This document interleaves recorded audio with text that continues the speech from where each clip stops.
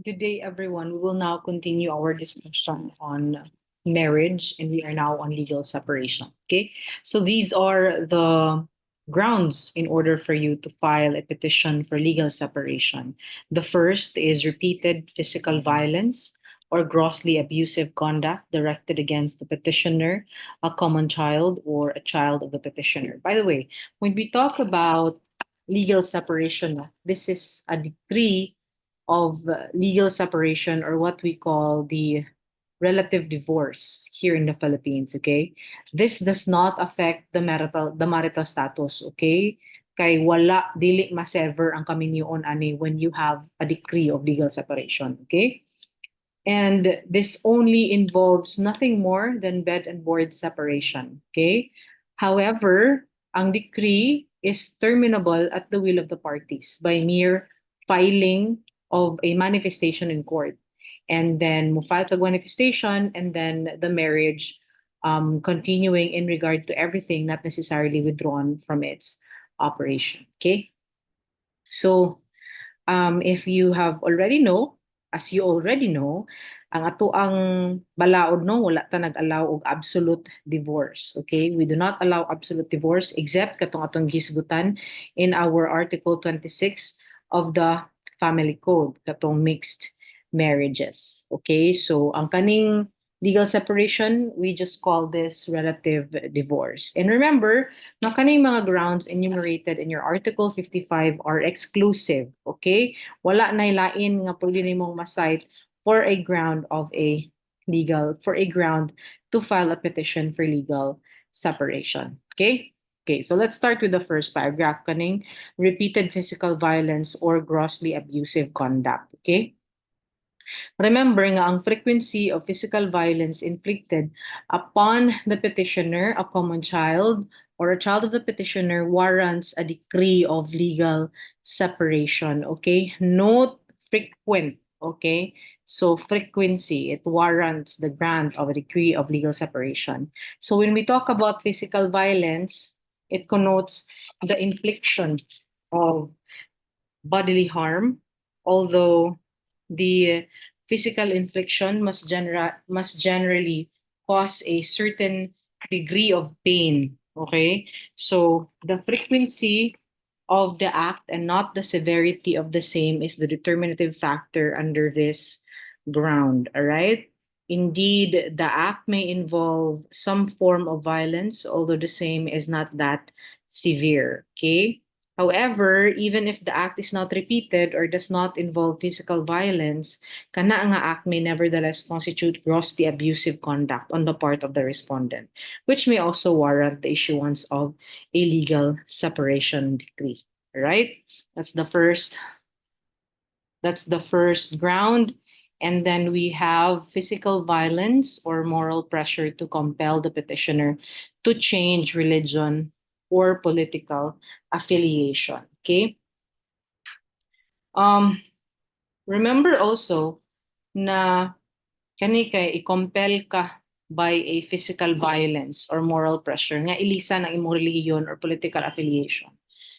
Di na pwede, okay? If that happens, that could be a ground for legal separation. Then corruption or inducement to engage in prostitution, okay? Here, parents and those exercising parental authority have the duty, among others, to provide their unemancipated children with moral and spiritual guidance. So, to instruct them by right precept and good example, and to protect them from bad company and prevent them from acquiring habits detrimental to their health and studies and morals. So, kung one of the spouses would induce the petitioner or a young common child or a child of the petitioner to engage in prostitution, or such spouse connives in such corruption or inducement, a valid legal separation decree may issue to prevent the guilty spouse from exercising such morally depraved acts detrimental to the growth of the children and the family as a whole. Okay? The remember sad nga ang immoral o corrupt act nga gi-refer diri ay prostitution ra. Okay? So the inducement likewise refers to prostitution only, all right?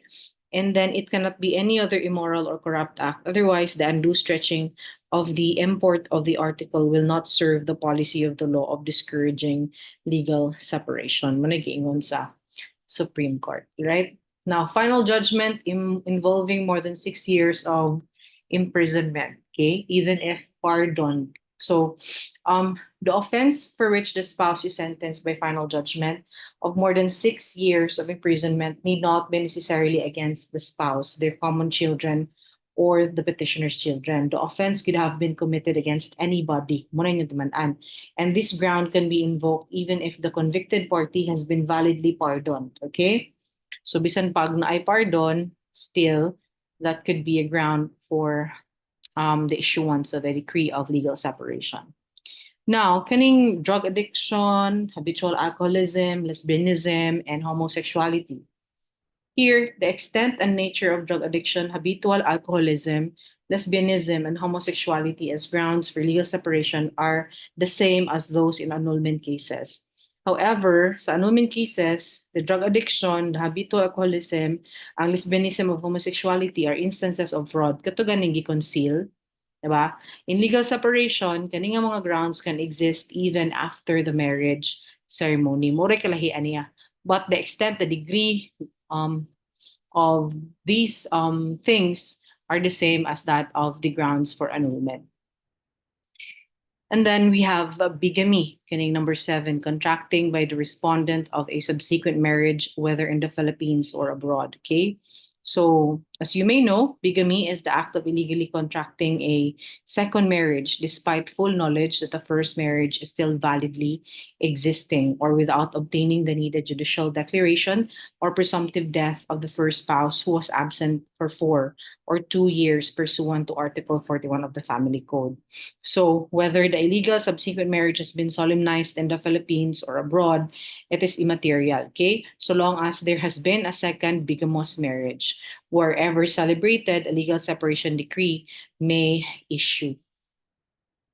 Okay, pero as you may know, ang kalahian lang is that kung bigamous marriage niya committed abroad, ang guilty party ana di man na criminally prosecuted for bigamy here in the Philippines, di ba? Because our penal laws are territorial in nature.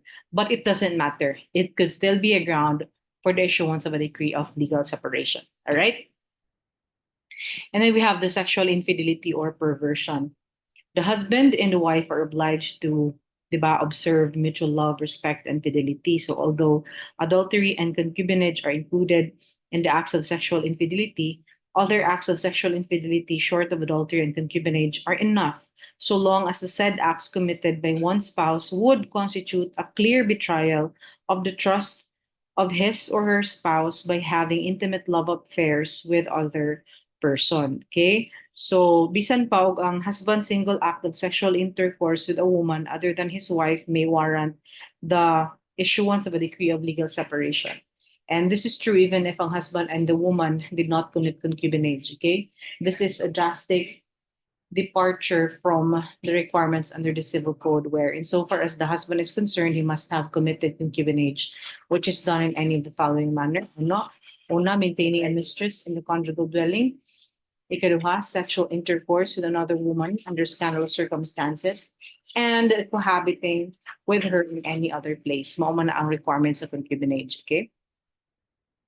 But here, under the family code, di na siya needed. Na-prove nimo ang concubinage, sexual infidelity, or perversion is enough, okay, for the grant of a decree of legal separation. And then we have attempt by the respondent against the life of the petitioner, okay? So, a criminal attempt to kill a spouse is clearly an act of moral depravity, which warrants a decree of legal separation. So, kana simple na kayo. It's a self-explanatory ground. And then lastly, we have abandonment of the petitioner by the respondent without justifiable cause for more than 1 year. Tanawa, more than 1 year, okay? So the abandonment or desertion must be willful. Dapat willful. Gituyo yun, okay? The act is willful when there is a design to forsake the other spouse intentionally or without cause and therefore break up the marital union. Deliberate intent to cease living with the other spouse, abnegation of all duties of the marriage relation not to return. Ang kanang mere severance of the relationship is not sufficient. There must be wrongful intent to desert and then continued for the statutory period katong 1 year, okay? And the abandonment must be without justifiable cause. So kung ang reason sa paglakaw sa asawa sa conjugal abode was because she was being beaten always or battered by the husband, ningon ng Supreme Court nga di na siya act of the wife or the act of the wife was for justifiable cause and therefore cannot be a ground for legal separation. Okay, so ang pagbiya diya was be without justifiable cause. All right. So let's go now to Article 56. Okay. Article 56. So, ang legal separation pod, kanang mukal kag legal separation, pwede nang ma-deny, no, if any of the following grounds are present. Una, where the aggrieved party has condoned the offense or act complained of, where the aggrieved party has consented to the commission of the offense or act complained of, or where there is connivance between the parties in the commission of an offense or acts constituting the ground for legal separation, or where both parties have given ground for legal separation, or when there is collusion between the parties to obtain decree of legal separation, or where the action is barred by prescription. Okay, let's tackle first the first ground, no, nga ma-deny, nga pwedeng ma-deny ang imong i-file nga petition for legal separation, kaning condonation. Okay, when we talk about condonation, mo nang act of forgiving the offense after its commission. Okay, however, niingon ang Supreme Court nga the failure of the husband to look actively for his adulterous wife after she left the conjugal home does not constitute condonation or consent of the wife's adulterous act. In fact, ningon ng Supreme Court nga it must be remembered that she left him after having sinned with another man and after he had discovered her dates with other men. Consequently, it was not his duty to search for her to bring her home. Hers was the obligation to return. Okay, so dapat ang condonation, niingon ang Supreme Court, it must be um, something that implies a condition of future good behavior by the offending spouse. Okay, condonation daw of the violation of the marital duties and obligations being conditional on the future good conduct of the offended spouse, subsequent offense on his or her part revokes or nullifies the condonation and revives the original offense. All right. And then the next ground is kaning consent.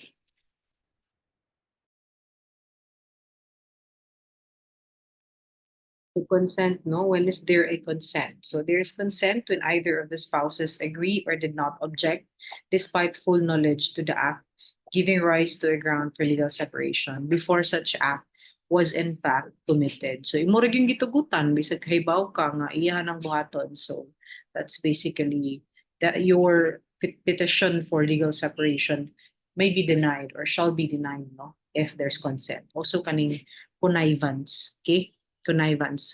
So it basically denotes direction, influence, personal exertion, or other action with knowledge and belief that such action would produce certain results and which results are produced. Okay, so kana nakikonnive ka in the commission of the act, no, constituting ground for legal separation, kana pod. And then recrimination of equal guilt. You both of you are in pari delicto, okay? And then there's collusion between the parties. Gasabot mo nga kani siya kay ato lang ni isulti kay so that we can obtain a decree of legal separation. Di na pwede. The same is true in annulment and nullity cases, no? If the prosecutor, like I've said before, if the prosecutor would know that there's collusion between the parties, your petition may be denied. Okay? And then if it's barred by prescription. So kaning ground for legal separation, it must be filed within 5 years from the occurrence of the cause. After the lapse of the 5 years, prescribed na ang imuhang ground. So you can no longer file a petition for legal separation. If you can file, still ma-dismiss na or ma-deny sa court if they can see na hagbay raman di ini, lapas naman ang 5 years. So paso na. Okay? And then, okay. Article 57, 58, 59, and 60 are matters of reading. Basahalan ninyo guys. And then we go now to Article 63. So moni ang effects, no? When there's a decree of legal separation, no? Ang spouses shall be entitled to live separately from each other, but the marriage bond shall not be severed, like I mentioned earlier. And then ang absolute community property or ang conjugal partnership of gains ma-dissolve na and liquidated, but the offending spouse shall have no right to any share of the net profits earned by the absolute community or conjugal partnership. And katong net profits will be forfeited in accordance with the provisions of Article 43, paragraph 2, tatong discussed last time. And then the custody of the minor shall be awarded sa innocent spouse, okay? Subject, of course, to the provisions on the rights of the offending spouse to visitation, okay? And then the offending spouse shall be disqualified from inheriting from the innocent spouse by intestate succession. Moreover, the provisions in favor of the offending spouse made in the will of the innocent shall be revoked by operation of law. So basically, these are the effects if there's a decree of legal separation, okay? So let's now go to the rights and obligations between husband and wife. So kung naka-remember mo atong Article 36 na to, giklaro jud dito, no? Ang iyang psychological incapacity fails him or her to comply with his essential marital obligations. So importante kaayo to know what are the essential obligations of the husband and the wife. All right. So Article 68 provides that the husband and the wife are obliged to live together, observe mutual love, respect, and fidelity, and render mutual help and support. Okay. This is a very significant and practical purpose, no, for providing in the law the duties and obligations of the husband and wife. According to the Supreme Court, in our jurisdiction, the husband and the wife are obliged to live together, observe mutual respect and fidelity, and render mutual help and support. So there is therefore a virtue in making it as difficult as possible for married couples impelled by no better cause than their whims and caprices to abandon each other's company. So, further on the Supreme Court, for though in particular cases, the repugnance of the law to dissolve the obligations of matrimonial cohabitation may operate with great severity upon individuals, yet it must be carefully remembered that the general happiness of the married life is secured by its indissolubility. Okay? And another kuno nga reason po nga no essential marital obligation consider ang or consider in the essential marital obligation is procreation. Okay? Ingon ng Supreme Court in Chiming Choi, if you can remember, nga procreation is also an essential marital obligation, considering that such obligation springs from the universal principle that procreation of children through sexual cooperation is the basic end of marriage. Okay? And then, question, pwede ba ang husband mo commit of rape against the wife? What do you think? Can a husband commit rape against the wife?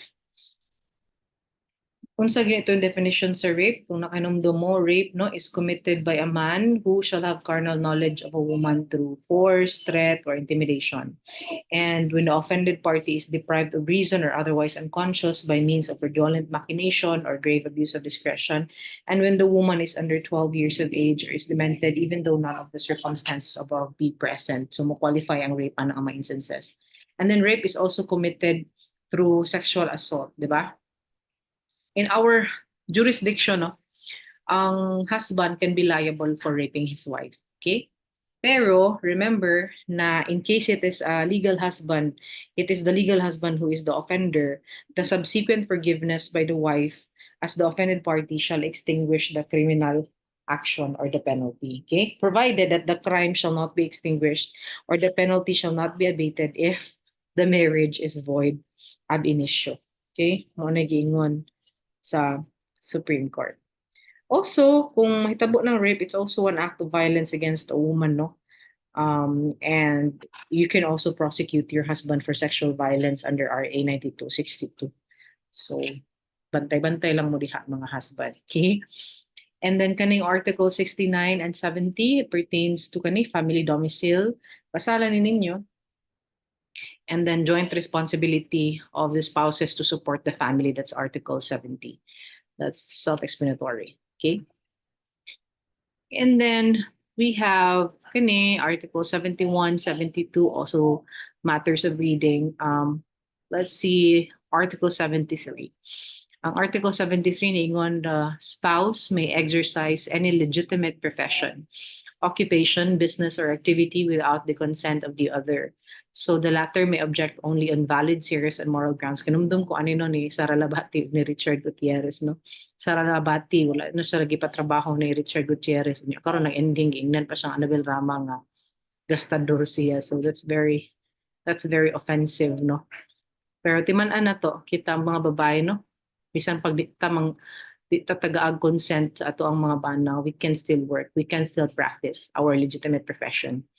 Legitimate, that's the operative word. Legitimate profession, occupation, business, or activity. Okay? And then, in case lang na disagreement, ang court will decide whether or not the objection is proper and benefit has occurred to the family prior to the objection or thereafter. So if benefit accrued prior to the objection, the resulting obligation shall be enforced against the separate property of the spouse who has not obtained consent. So the foregoing provisions shall not prejudice the rights of creditors who acted in good faith. Okay? Okay, so when we talk about legitimate profession, no, here, while natural man na nga ang husband and the wife would consult each other, no, the law does not actually make it a requirement that a spouse has to get the prior consent of the other before entering into any legitimate profession, occupation, business, or activity. And it can also be added, no, that if the husband compels the wife to desist from pursuing a profession or any other conduct which the wife has the right to engage in, or prevent the wife from engaging in any legitimate profession, occupation, business, or activity with the purpose or effect of controlling or restricting her movement or conduct, there is or these are considered acts of violence against women under RA 9262, which is punishable. So you cannot prevent your spouse from practicing her profession. Kung legitimate lang na, hindi pwede. Gawin kung mag-prostitute ka, of course, that's basically something na ay questionable or based on immoral ground. So, kana, timan ilang na. Okay?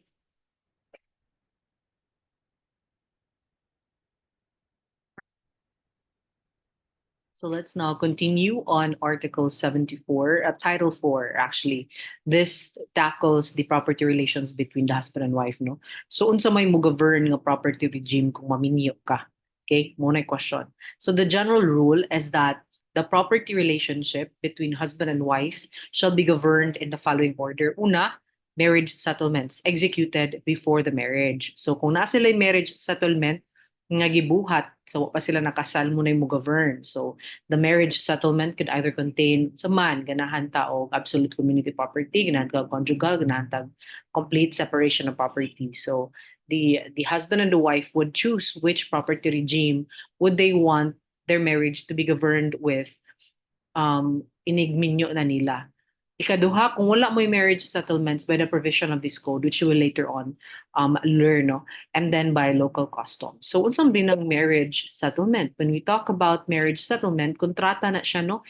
Entered into by the future spouses, fixing the matrimonial property regime that should govern during the existence of marriage. Okay?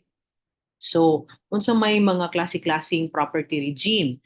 nga pwedeng sabutan sa mga managtiayon, no?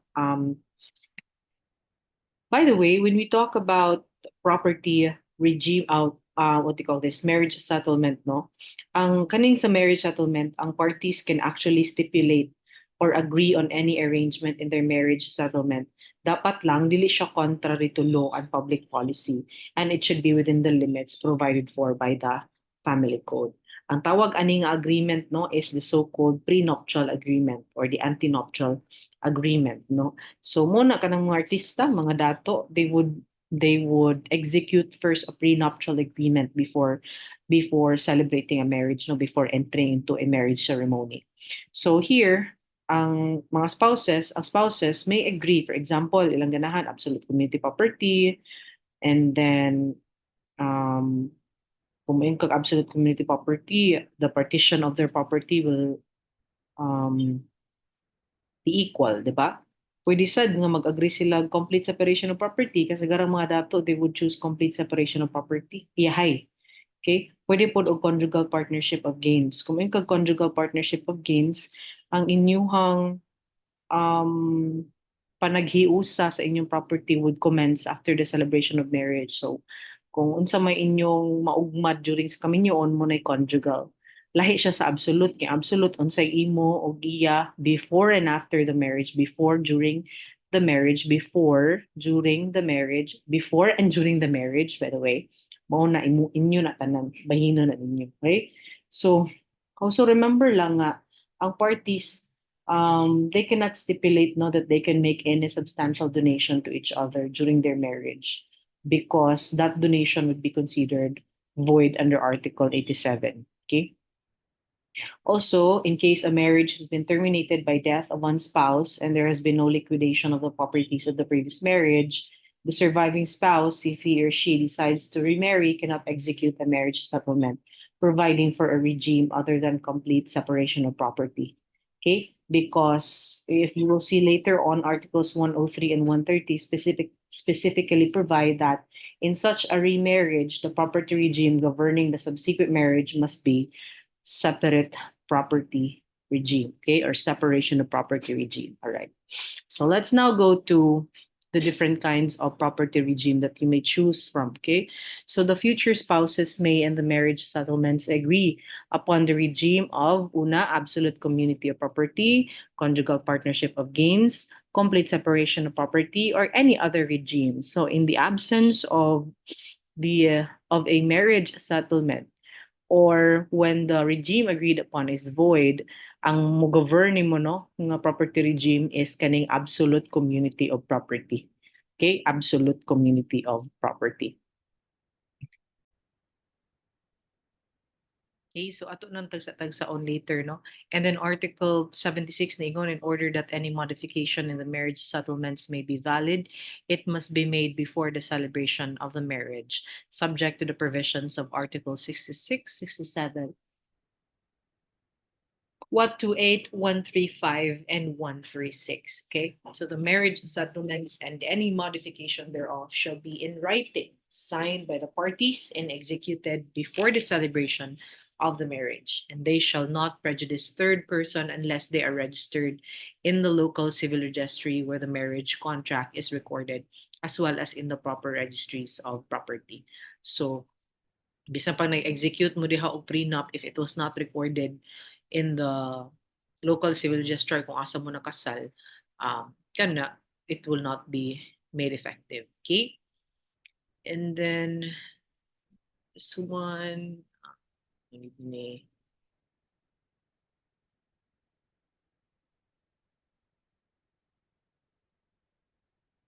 okay. So ato sa ko ano ng mga general principles before we go to what do you call this? Before we go to the tagsa-tagsa na provisions, no, on the marriage settlement. So kaning article Article 80. Simple lang ni. In the absence of contrary stipulation in a marriage settlement, the property relations of the spouses shall be governed by Philippine laws, regardless of the place of the celebration of the marriage and their residence. That's a general rule, okay? However, tanawa, this rule shall not apply where both spouses are aliens, of course, or with respect to the extrinsic validity of the contracts affecting property not situated in the Philippines and executed in the country where the property is located, and with respect to the extrinsic validity of contracts entered into in the Philippines but affecting property situated in a foreign country whose laws require different formalities and its extrinsic validity. So, as previously stated, no, ang property relations sa parties, di ba, can be governed by the will of the parties, provided nga ang ilang agreement to not be contrary to law or public policy and that it should be within the limits provided for by the family code.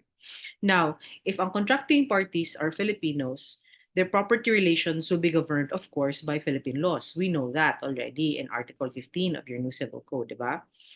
And then this rule applies even if they are married abroad or even if they reside abroad. Okay. Again, national law principle. Okay.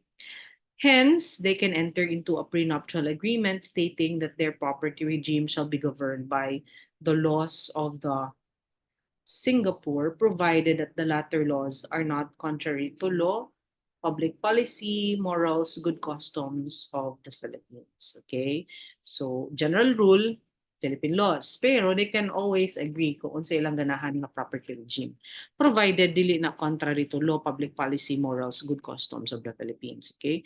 And kung wa gani specification as to which law should govern the property relations, again, balik ka sa general rule, ang Philippine law will govern. Okay? However, timan-an nato to mobalik gihapon ta sa tong mga basic principles gitun-an nga under Article 16 of the Civil Code kanang real property as well as personal property shall be subject to the law of the country where it is situated. Okay? And in case where a contract is entered into involving properties abroad, ang extrinsic validity ana ang contract, whether executed here or abroad, will not be governed by the Philippine laws. Okay?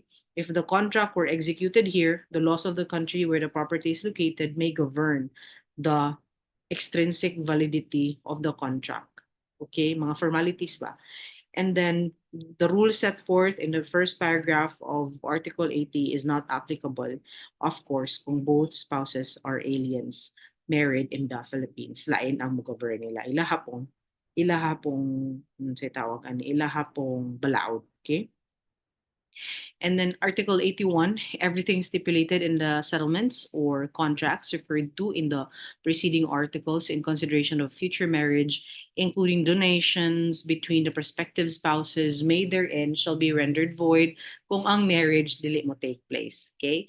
However, stipulations that do not depend upon the celebration of the marriages shall be valid. Example, kanang mga acknowledgement of the child, acknowledgement of children, di ba? It would not depend on the celebration of the marriage. It will remain effective. Pero katong mga provisions or stipulations no that is dependent, the effectivity of which is dependent on the celebration of marriage, kung why marriage may tabo, it will not be made effective. Okay?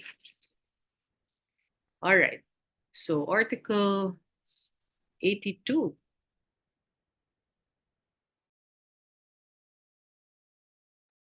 Okay, we call this donations by reason of marriage. Okay, so let's read Article 82 to 84. 82, donations by reason of marriage are those which are made before its celebration in consideration of the same and in favor of one or both of the future spouses.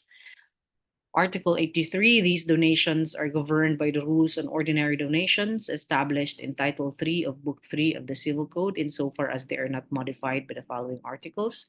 Article 84, if the future spouses agree upon a regime other than the absolute community of property, timan iniha, they cannot donate to each other. If the future spouses agree upon regime other than absolute community property, meaning ilang giagrihan community, a conjugal partnership of gains o separate property, di sila pwedeng mo donate to each other more than 1/5 of their present property. Okay? and any excess shall be considered void. Donations of future property shall be governed by the provisions on testamentary succession and the formalities of will. All right? Okay. When we talk about kining koan, donation in Article 82, this is what we call donation propter nuptias, no?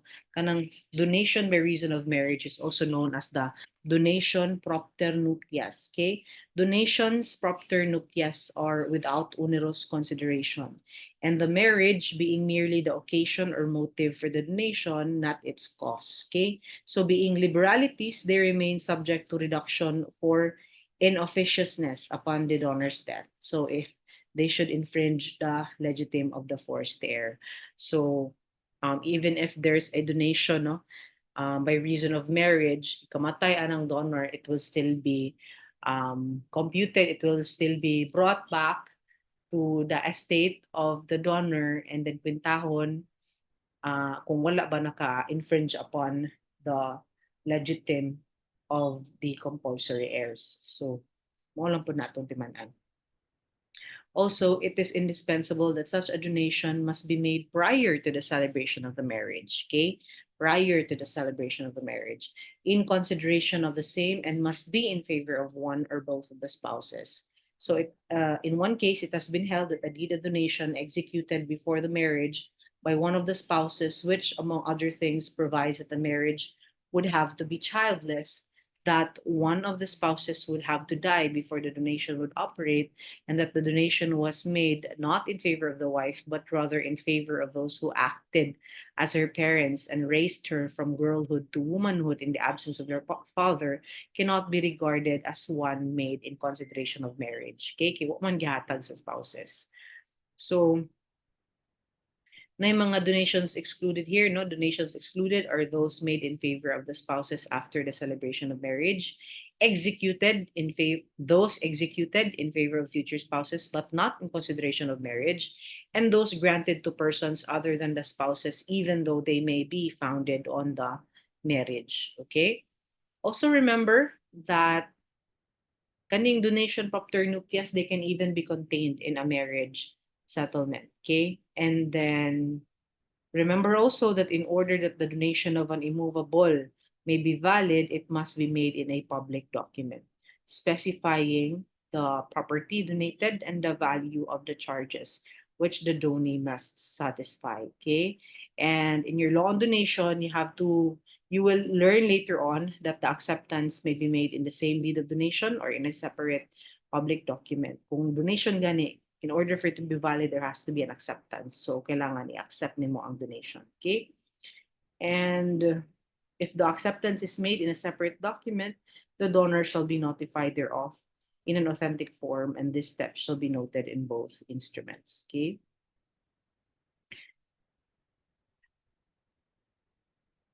All right.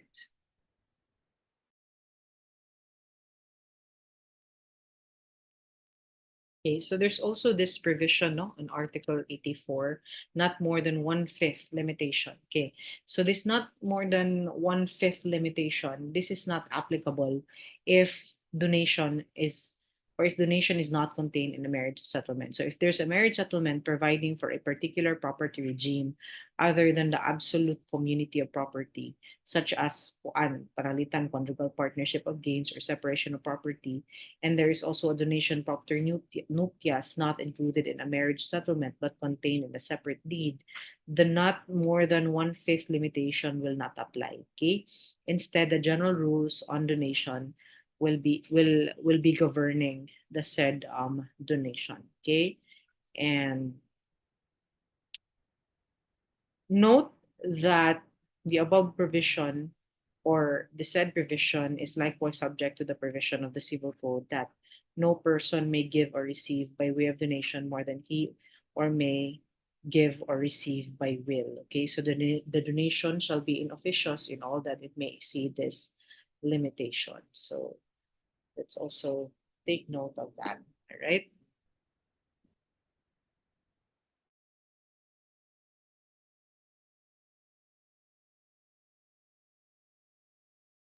Okay, Article 85. Donations by reason of marriage are subject to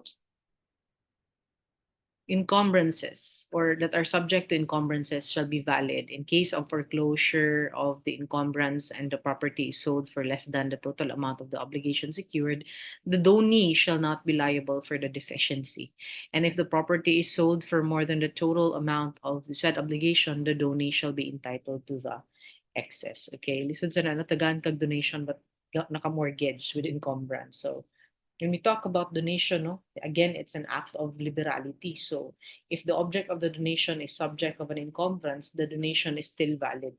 However, donee's rights are subject to the encumbrance. So if the object of the donation has been foreclosed to answer for the unpaid debt of the donor, the donee shall not be liable for any deficiency, of course, in the event the amount obtained as a result of the foreclosure is less than the amount of the debt of the donor, which was supposed to be satisfied by the foreclosure. And the donee could not be held liable for the deficiency as he is not a debtor with respect to the principal obligation incurred by the donor. The fact that he became the donee of the subject property did not even make him a solidary debtor, no, of the liability of the principal debtor donor. However, if the property is sold and the resulting money obtained is more than the amount of the liability of the donor, ang excess ana will go to the donee. Okay? This is because being the owner of the property, the donee is entitled to whatever value of the property which can be obtained. Okay? And considering that the donation is a conveyance of pure liberality of the donor, the donee cannot even seek reimbursement from the donor for the amount which was taken by the creditor as a result of the foreclosure sale, right?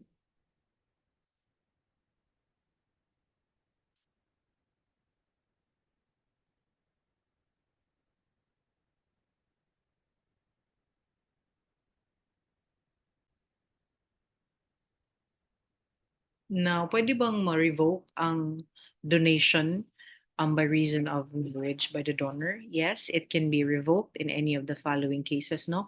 If the marriage is not celebrated or judicially declared void ab initio, except donations made in the marriage settlements, which shall be governed by Article 81. And then when the marriage takes place without the consent of the parents or guardian as required by law, when the marriage is annulled and the donee acted in bad faith, and upon legal separation, the donee being the guilty spouse, and if it is with the resolutory condition and the condition is complied with, and when the donee has committed an act of ingratitude as specified by the provisions of the Civil Code on donation. So, in marriage not celebrated in paragraph 1, no? um, the marriage being the very reason for the donation must be celebrated. Mo na yung rule, okay? And in the event the marriage is not celebrated, the donor has the option to revoke or maintain the donation. If, however, the donation propter nuptias is contained in a marriage settlement executed prior to the marriage and the marriage ceremony does not take place, kana nga donation shall be considered void pursuant to Article 81. Okay? And kaning marriage judicially declared void, the mere fact that a marriage is provided by law as void is not enough for the donor to have the right to revoke the donor. There must be first a judicial declaration. Kaya dapat na judgment that the marriage is void. However, there are 5 situations that can arise depending on the reason for the nullity of the marriage. Okay? First is if a subsequent marriage is void pursuant to Article 40 because it has been contracted by the spouse of a prior void marriage before the latter is judicially declared void, the donation shall be revoked by operation of law if the donee spouse contracted a subsequent marriage in bad faith. Okay? For example, the marriage of spouses A and B is void because of mistaken identity. And then si A, without obtaining a judicial declaration of nullity of this marriage with B, marries C. So si A knows all along that without the said judicial declaration, his marriage to C is void. So prior to the marriage, C gives a donation propter nuptias. Upon the finality of the judicial declaration of nullity of the subsequent marriage between A and C, the donation propter nuptias shall be revoked by operation of law. That is pursuant to Article 50, which provides that Paragraph 3 of Article 43 shall also apply in proper cases to marriages which are declared void ab initio. Okay, if you can still remember that. So So remember that if the donee is in good faith, the donation is valid, but the donor has the option to revoke it if or to revoke it or not after a judicial declaration of nullity is obtained. Okay. And then another instance, second instance, no, in case there's bad faith on the part of both of the contracting parties in a subsequent marriage, where one of them previously obtained a judicial declaration of presumptive death under Article 41 to be able to remarry. Article 44 provides that such subsequent marriage is void, and all donations by reason of such void marriage shall be revoked by operation of law. Okay?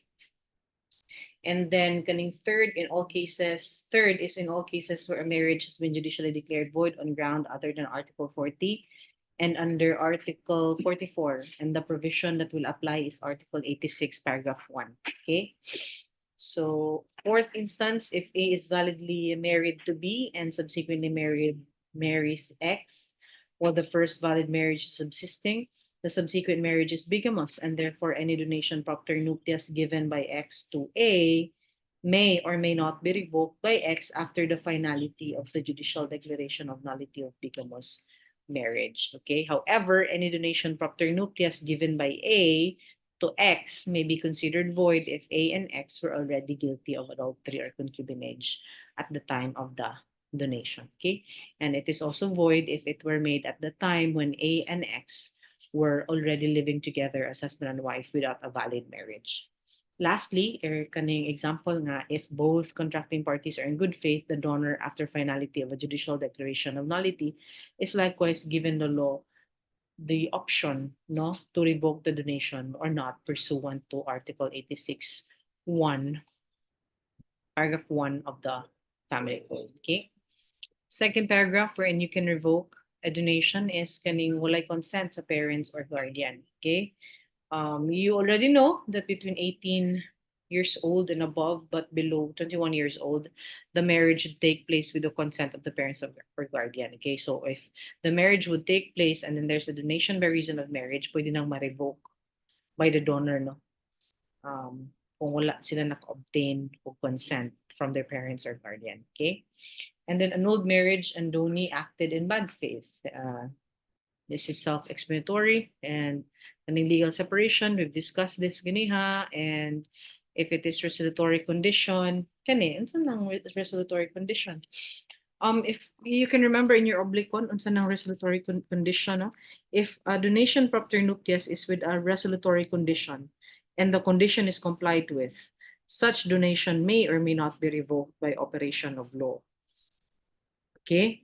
So, I mean, may or may not be revoked by the donor. Okay, so when we talk about resolutory condition, kanang the happening of a future or uncertain event, which constitutes the resolutory condition, operates to extinguish the right or the obligation, diba? Example, kung ang father of one of the spouses makes a valid donation propter nuptias of a car to the parties with a provision stating that such donation already given shall be revoked in the event that they leave the Philippines. The resolutory condition is complied with once such couple migrates to United States, diba? So the donor shall have the option to revoke such donation or to maintain it. So if the donor decides to revoke the donation, the said donor must do so within 5 years from the happening of the resolutory condition, as it is only from the time that the right of action accrues. So if the donation is validly made by one spouse in favor of the other spouse and the resolutory condition happens, the donor spouse can recover what is donated at any time without any prescriptive period, because Article 1109 of the Civil Code provides that prescription does not run between husband and wife, if you can still remember that, no? Even though there be a separation of property agreed upon in a marriage settlement. Okay? Nga acts of ingratitude, ang mga acts of ingratitude no are actually provided in your law on donation. And some ng mga acts of ingratitude, example, kung ang donee should commit some offense against the person, the honor or property of the donor or of his wife or children under his parental authority. Ikaduha, if the donee imputes to the donor any criminal offense or any act involving moral turpitude, even though he should have he should prove it unless the crime or the act has been committed against the donee himself or his wife or children under his authority. Or if he unduly refuses him support when the donee is legally or morally bound to give support to the donor. Okay, so if the donor here desires to revoke the donation, he or she must do so within 1 year from the time the donor had knowledge of the fact of ingratitude and it was possible for him or her to bring the suit. Okay, although the donation is revoked on account of ingratitude, the alienations and mortgages effected before the notation of the complaint for revocation in the registry of property shall subsist. Okay, but later notations made later on shall become void under your law on donation. Okay. Okay.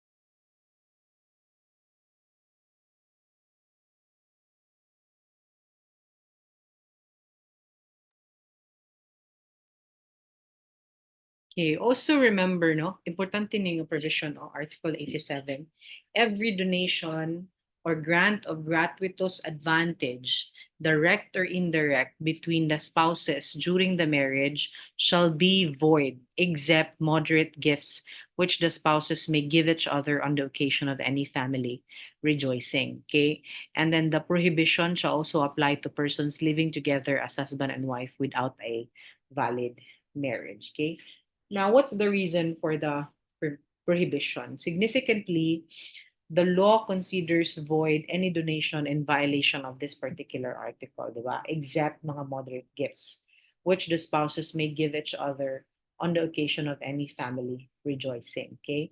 Moderate gifts, no? Remember, moderate gifts will depend on a case-to-case basis, considering the financial capacity of a donor. Pwede man, nga kanang mga C, let's say for example, 1 million is a moderate gift because they're billionaires, di ba? But for us, kitang mga herbof, di ta ka donate of 1 million. Okay, wag at 1 million, di ba? So that's not considered as moderate gift. And if you would do that, that donation will be considered void. Okay? Significantly, the law makes such donation immediately void so that, according to Justice Puno, no, during the deliberation of this particular subject in the Civil Code and Family Law Committees, the intended benefit does not have to be proven anymore. Okay, so the prohibition also applies. Taman ha, the prohibition also applies to persons living together as husband and wife without a valid marriage. Kanang common law relationship, kanang live-in. Okay, ang rationale ani nga nung appeal ilahang kaning kind of relationship no was reiterated by the Supreme Court in the case of Matabuena versus Cervantes. Ningon ang Supreme Court, if the policy of the law is, in the language of the opinion of the then Justice J.B.L. Reyes of that court,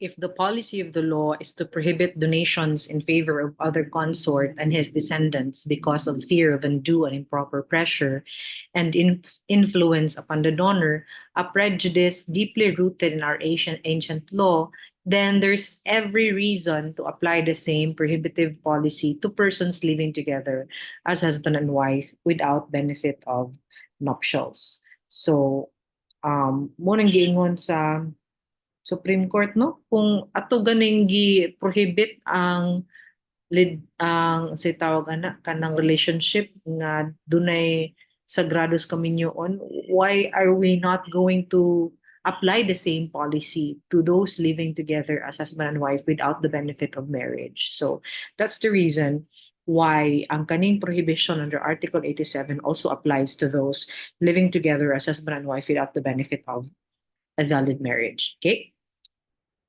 All right. So let's now go to the different types of property regime, no? Starting off with the system of absolute community of property. And then later we will also discuss conjugal partnership of gains and complete separation of property. Timan imoning mga types of property regime, no? When you get married or for those who are already married, you would know nga timan ilang ang general rule, if there's no marriage settlements, and if you married during the effectivity of the family code, during the effectivity of the family code, which took effect on August 3, 1988. Okay? So kung naminyo ka from August 3, 1988 up to present, ang imong property regime nga mo govern sa inyong kaminyoon is the system of absolute community property. Okay? Maunang provided for in the family code. Now, if you got married during the effectivity of the new civil code, wala pa ni ang family code. That is, before August 3, 1988, ang mo-govern sa inyong kaminyoon kung what mo yung marriage settlements is the conjugal partnership of gains. Later on, makibaw mo sa diferensya, ani, no? So again, kung naminyo ka during the effectivity of the family code from August 3, 1988 up to present, the property regime that should govern your marriage is absolute community of property absent any marriage settlement. Okay? Kung naminyo ka before the effectivity of the family code, that is before August 3, 1988, your property regime, the property regime that should govern your marriage would be conjugal partnership of gains. Okay, so let's now start with absolute community of property.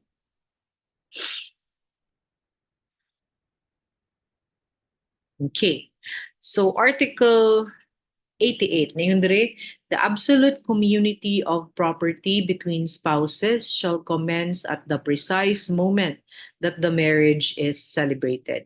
Any stipulation expressed or implied for the commencement of the community regime at any other time shall be void. Okay? So magsugod na yun na inyong absolute community property at the precise moment that the marriage is celebrated. So unsa man ang absolute community property? When you talk about absolute community property, ang pasabot anak nga all properties owned by the contracting parties before the marriage ceremony and those which they may acquire thereafter shall comprise the absolute community of property regime. Okay? So, tanan nimong property before sa inyong kaminyoon o during sa inyong kaminyoon, okay? It shall comprise your absolute community property. Okay? Unya, in a partial separation of property regime, the property not agreed upon as separate shall also pertain to the absolute community property. Okay, pwede man na nga ang inyong marriage settlement kay partial separation ra, di ba? So katong not covered in your marriage settlements will be considered as absolute community property. Okay? So meaning the spouses become co-owners of all the properties in an absolute community of property regime. So ikaw, panalitan ng let's say for example, si Nico has 10 million before the marriage, Eva has 20 million before the marriage. When they get married, no, if they enter into a contract of marriage, kanang 10 million or 20 million mausa na and they are co-owners of the same. So mahugog tag 15-15 sila kay co-ownership. Okay? So Timan ilang walay waiver of rights, interest, shares, and effects of absolute community property can be made except upon the judicial separation of property. Okay? So, unsay effect ko ang alien, ang imuhang mabana or imong maasawa is an alien. Okay? Dili alien becomes outer space. Foreigner. Okay? So in both absolute community of property and in a conjugal partnership of gains, an alien married to a Filipino cannot have any interest in the community or partnership property consisting of real estate or land. Kay mao ginang rule kay mao na mo ana. Bisan pa og absolute community or conjugal partnership na pero kung ang property is a land or a real estate, wa siya'y katungod ana, okay? An alien cannot even seek recovery of such land as his or her share in the community or conjugal partnership, okay? In one case, na Supreme Court, where the Filipina spouse entered into a lease agreement without the consent of her foreigner spouse, and where the latter assailed the lease as void considering his consent was obtained in such encumbrance, The Supreme Court rejected such position, stating to consider the lease property as conjugal and therefore any encumbrance should have been with the consent of the foreigner spouse will be circumventing the prescription in the Constitution regarding aliens being prohibited from acquiring property in the Philippines. The Supreme Court said that aliens, whether individuals or corporations, have been disqualified from acquiring lands of the public domain. Hence, by virtue of the aforecited constitutional provision, they're also disqualified from acquiring private lands. So the primary purpose of this constitutional provision is the conservation of the national patrimony. So our fundamental law cannot be any clearer, and then the right to acquire lands of the public domain is reserved only to Filipino citizens or corporations, at least 60% of the capital of which is owned by Filipinos. Okay? Manina. And then kaning Article 89 and 90, these are, okay, basahan lang na. And then Article 91.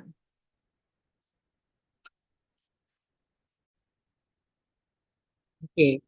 Article 91 provides that unless otherwise provided in this chapter or in the marriage settlements, the community property shall consist of all the property owned by the spouses at the time of the celebration of the marriage or acquired thereafter. Okay, mo na itong gisgot ng ganiha.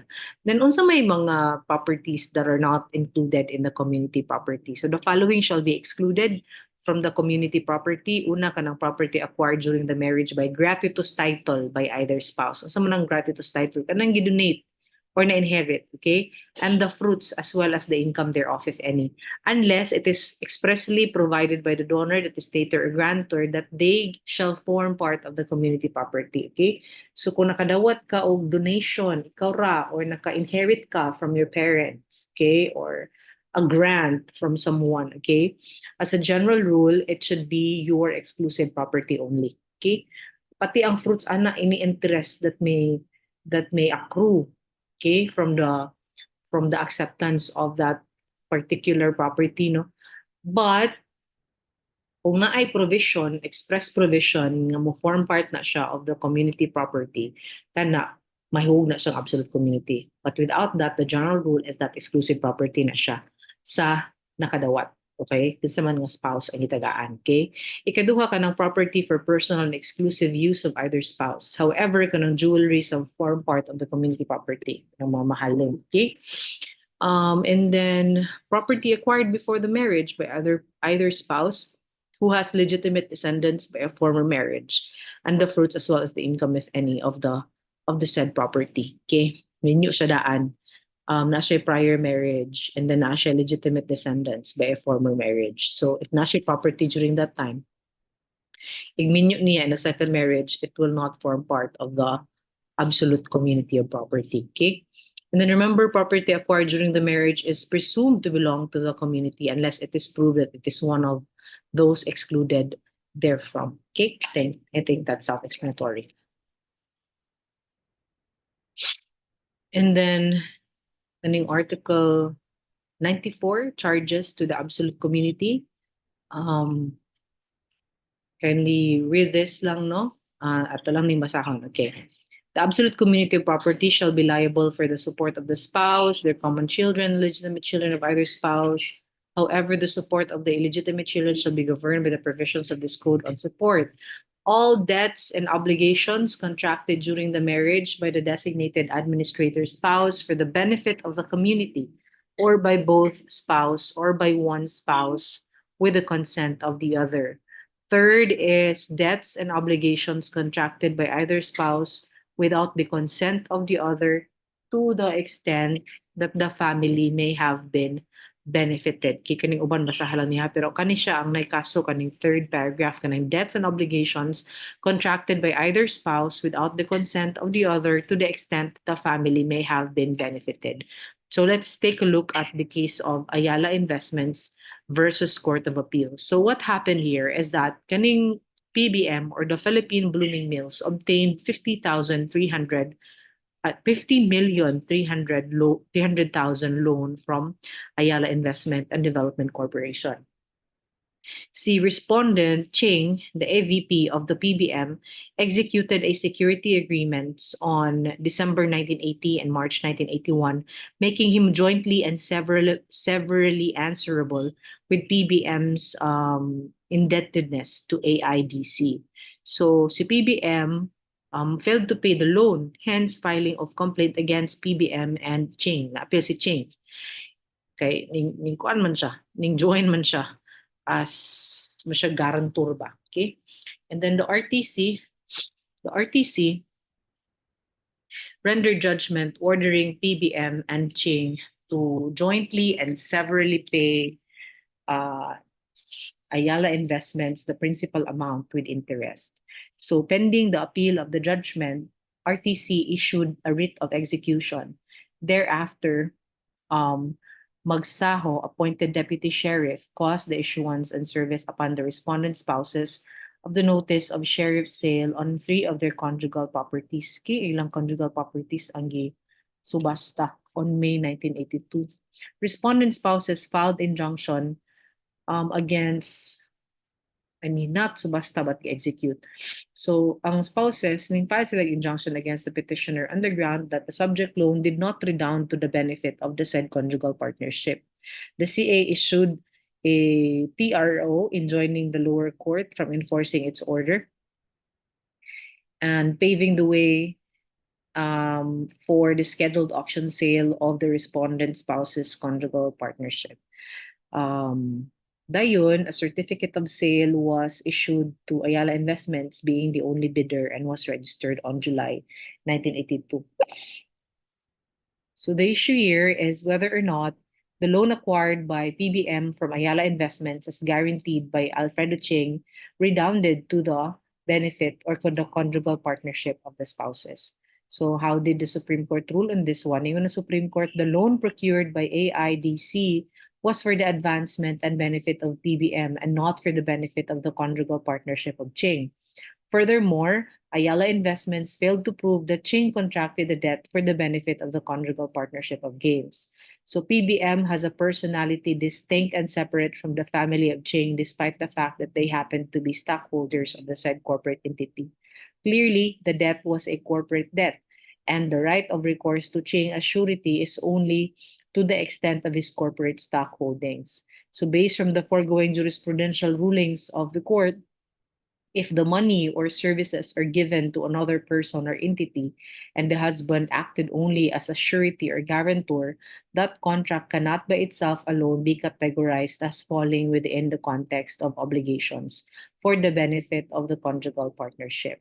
So the contract of loan or services is clearly for the benefit of the principal debtor and not for the surety or his family. Ching only signed as a surety for the loan contracted with Ayala Investments on behalf of PBM, and signing as a surety is certainly not an exercise of an industry or profession. It is not embarking in a business. Hence, the conjugal partnership should not be made liable for the surety agreement, which was clearly for the benefit of PBM. So the court did not support the contention of the petitioner that a benefit for the family may have resulted when the guarantee was in favor of Ching's employment. Atong prolonged tenure, appreciation of shares of stock, prestige enhanced, since the benefits contemplated in Article 161 of the Civil Code must be one directly resulting from the loan. Okay, it must not be a mere byproduct or a spin-off of the loan itself. Okay, so mao pud ni ang mauni siya ang reason nganong kaning atong paragraph 3 of Article 94 giingon nato dire nga ma-charge na nimo sa absolute community no if it is a debt or an obligation contracted by either spouse without the consent of the other, to the extent that the family may have been benefited. If it should redound, or if its benefit redounded to the family, no, pwede nimo nang ma-charge of conjugal assets or sa absolute community as the case may be. But if you cannot prove that, hindi na pwede, and Ayala Investments now would be or would govern in that particular case. Okay? And then kani ay, whatever may be lost during the marriage in any game or chance, betting, sweepstakes, or any other kind of gambling whether permitted or prohibited by law, shall be borne by the loser and shall not be charged to the community, but any winnings therefrom shall form part of the community property. So musugal ka, kung pilde, mura na it should be borne by you alone. But kung daog, it should redound to the benefit of the conjugal community or to the absolute community. Okay? Kining provision in Article 96 is also the same as Article 124. So we'll just consider the two articles no together no this pertains to the ownership, administration, enjoyment, and disposition of community property. So basically the administration and enjoyment of the community property shall belong to both spouses jointly. Okay, in case of disagreement di na to uso sa una nga ang husband mo rule no perme duha na gid na kamon duha ang mag-enjoy sa administration and enjoyment of the community property no. But in case of disagreement, the husband's decision shall prevail, subject to the recourse to the court by the wife for proper remedy, which must be availed of within 5 years from the date of the contract implementing such decision. And in the event that one spouse is incapacitated or otherwise unable to participate in the administration of the common properties, the other spouse may assume sole powers of administration. These powers do not include disposition or encumbrance without authority of the court or the written consent of the other spouse. So, in the absence of such authority or consent, the disposition or encumbrance shall be void. However, the transaction shall be construed as a continuing offer on the part of the consenting spouse and the third person and may be perfected as a binding contract upon the acceptance by the other spouse or authorization by the court before the offer is withdrawn by either or both offerors. Okay? So may illustration ani. Let's take a look at the case of Alejo versus Spouses Cortez, no, decided on 2017. So at the heart of the instant controversy is a parcel of land measuring 255 square meters located at Kutkut, Pulilan, Bulacan, and covered by TCT number T118170. The property belonged to the conjugal property or the absolute community of property of the respondent spouses Jorge, George, and Jacinta Leonardo, spouses Leonardo, and upon which the residential house was built. It appears that sometime in March 1996, George's wife, Ricardo, approached his sister, herein Dolores Alejo, to negotiate the sale of the subject property.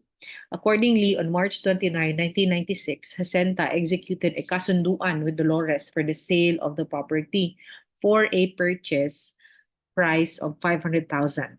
Under the kasunduan, Dolores was to pay 70,000 pesos as down payment, while 230,000 is to be paid on April 30, 1996, and the remaining balance of 200,000 was to be paid before the end of the year 1996. The kasunduan was signed by Jacinta and Ricardo as witness. Okay? Si George, however, did not sign the agreement. Okay, tanawa na. Siya ni-sign. So, it further appears that a down payment of 70,000 and 230,000 were paid by Dolores on the dates agreed upon, and thereafter Dolores was allowed to possess the property and introduce improvements thereon. Okay? And then, however, on July 3, 1996, Jorge wrote a letter to Dolores denying knowledge and consent to the kasunduan. Jorge further informed Dolores that Jacinta was retracting her consent to the kasunduan due to Dolores' failure to comply with her obligations. And this was followed by another letter dated September 29, 1996 from Jorge to Dolores demanding that the latter pay the balance of 200,000 pesos on or before October 5, 1996. Otherwise, the purchase price shall be increased to 700,000 pesos. According to Dolores, she was being compelled by Jorge to sign the agreement, but that she refused to do so. And as a result, Jorge went to her house, destroyed its water pump, and disconnected electricity. Before the officials of the barangay, Dolores tendered a balance of 200,000 pesos, but Jorge refused to accept the same. Instead, Jorge filed cases for ejectment and annulment of sale, reconveyance, and recovery of possession against her. And these cases were later on dismissed by the trial court on technical grounds. However, during the pendency of said cases, the subject property was sold by Jorge and Jacinta to respondent spouses Cortez and Priscilla San Pedro, or in short, spouses Cortez, under a deed of absolute sale dated September 4, 1998, for a purchase price of 700,000 pesos. So a new transfer certificate of title was issued to the spouses Cortez's name. Okay. At the time of the said sale, si Dolores was in possession of the subject property. So, complicated, no? So, what's the issue in this case? Ingon Dolores nga ang kasunduan is a perfected and binding contract and it was accepted by Jorge through his overt acts. So, how did the Supreme Court rule on this one? Ingon ng Supreme Court, the key issue in this case is whether the kasunduan for the sale of a conjugal real property between Jacinta and Dolores as a continuing offer has been converted to a perfected and binding contract. For if Jorge has not accepted or consented to the said sale, the kasunduan is considered void, rendering the other issues raised therein merely academic. So the law, no, Article 96 and 124, is therefore unequivocal when it states that the disposition of the conjugal property of one spouse without the written consent of the other is void. Here, it is an established fact that the kasunduan was entered into solely by Jacinta, di ba? And signed by her alone. And by plain terms of the law, therefore, the kasunduan is void. Nevertheless, given the Supreme Court, we agree with the RTC and the Court of Appeals when it held that the void kasunduan constitutes a continuing offer from Jacinta and Dolores, and that Jorge had the option of either accepting or rejecting the offer before it was withdrawn by either or both Jacinta and Dolores. Okay? The point of contention is whether Jorge accepted such continuing offer. If so, then the kasunduan is perfected as a binding contract. Otherwise, the kasunduan remains void. The RTC opined that Jorge's failure to expressly repudiate the kasunduan and his demand that Dolores comply with their undertakings therein show Jorge's acceptance of the sale of the conjugal property. On the other hand, the CA noted that in varying the terms of the kasunduan, that is, in the time of the payment and the purchase price, Jorge is deemed to have only qualifiedly accepted the same. We agree with the Court of Appeals. It is undisputed that after the execution of the kasunduan, Jorge sent two letters to Dolores, one informing her that he did not consent to the sale, and the other demanding that Dolores pay the balance of the purchase price on or before October 5, 1996, and failing which, the purchase price shall be increased to 700,000 pesos.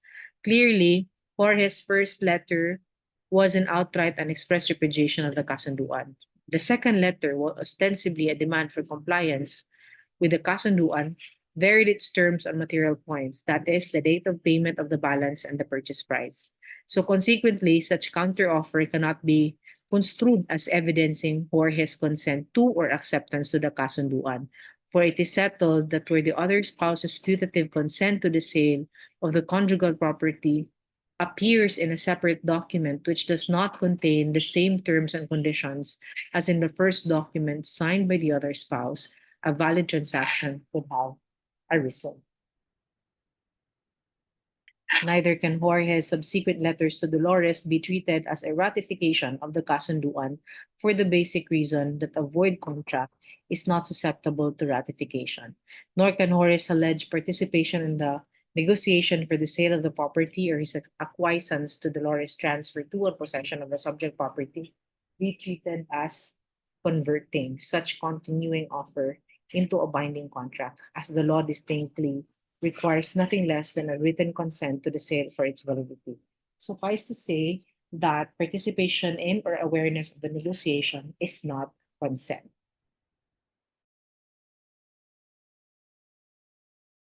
Right, so that's the case no of Ayala Investments. No, not Ayala Investments, but that's the case of spouses Cortez, no, spouses Cortez. So according to the Supreme Court, there was no consent on the part of the husband, and although continuing offer na siya, no, there was no consent on the part of there was no ratification on the part of Jorge, no, sa iyang mga subsequent letters. So in this case, PLDC, Dolores. Okay? Now, Article 97, either spouse may dispose by will of his or her interest in the community property. And then, pwede ka magbuhat of will, okay?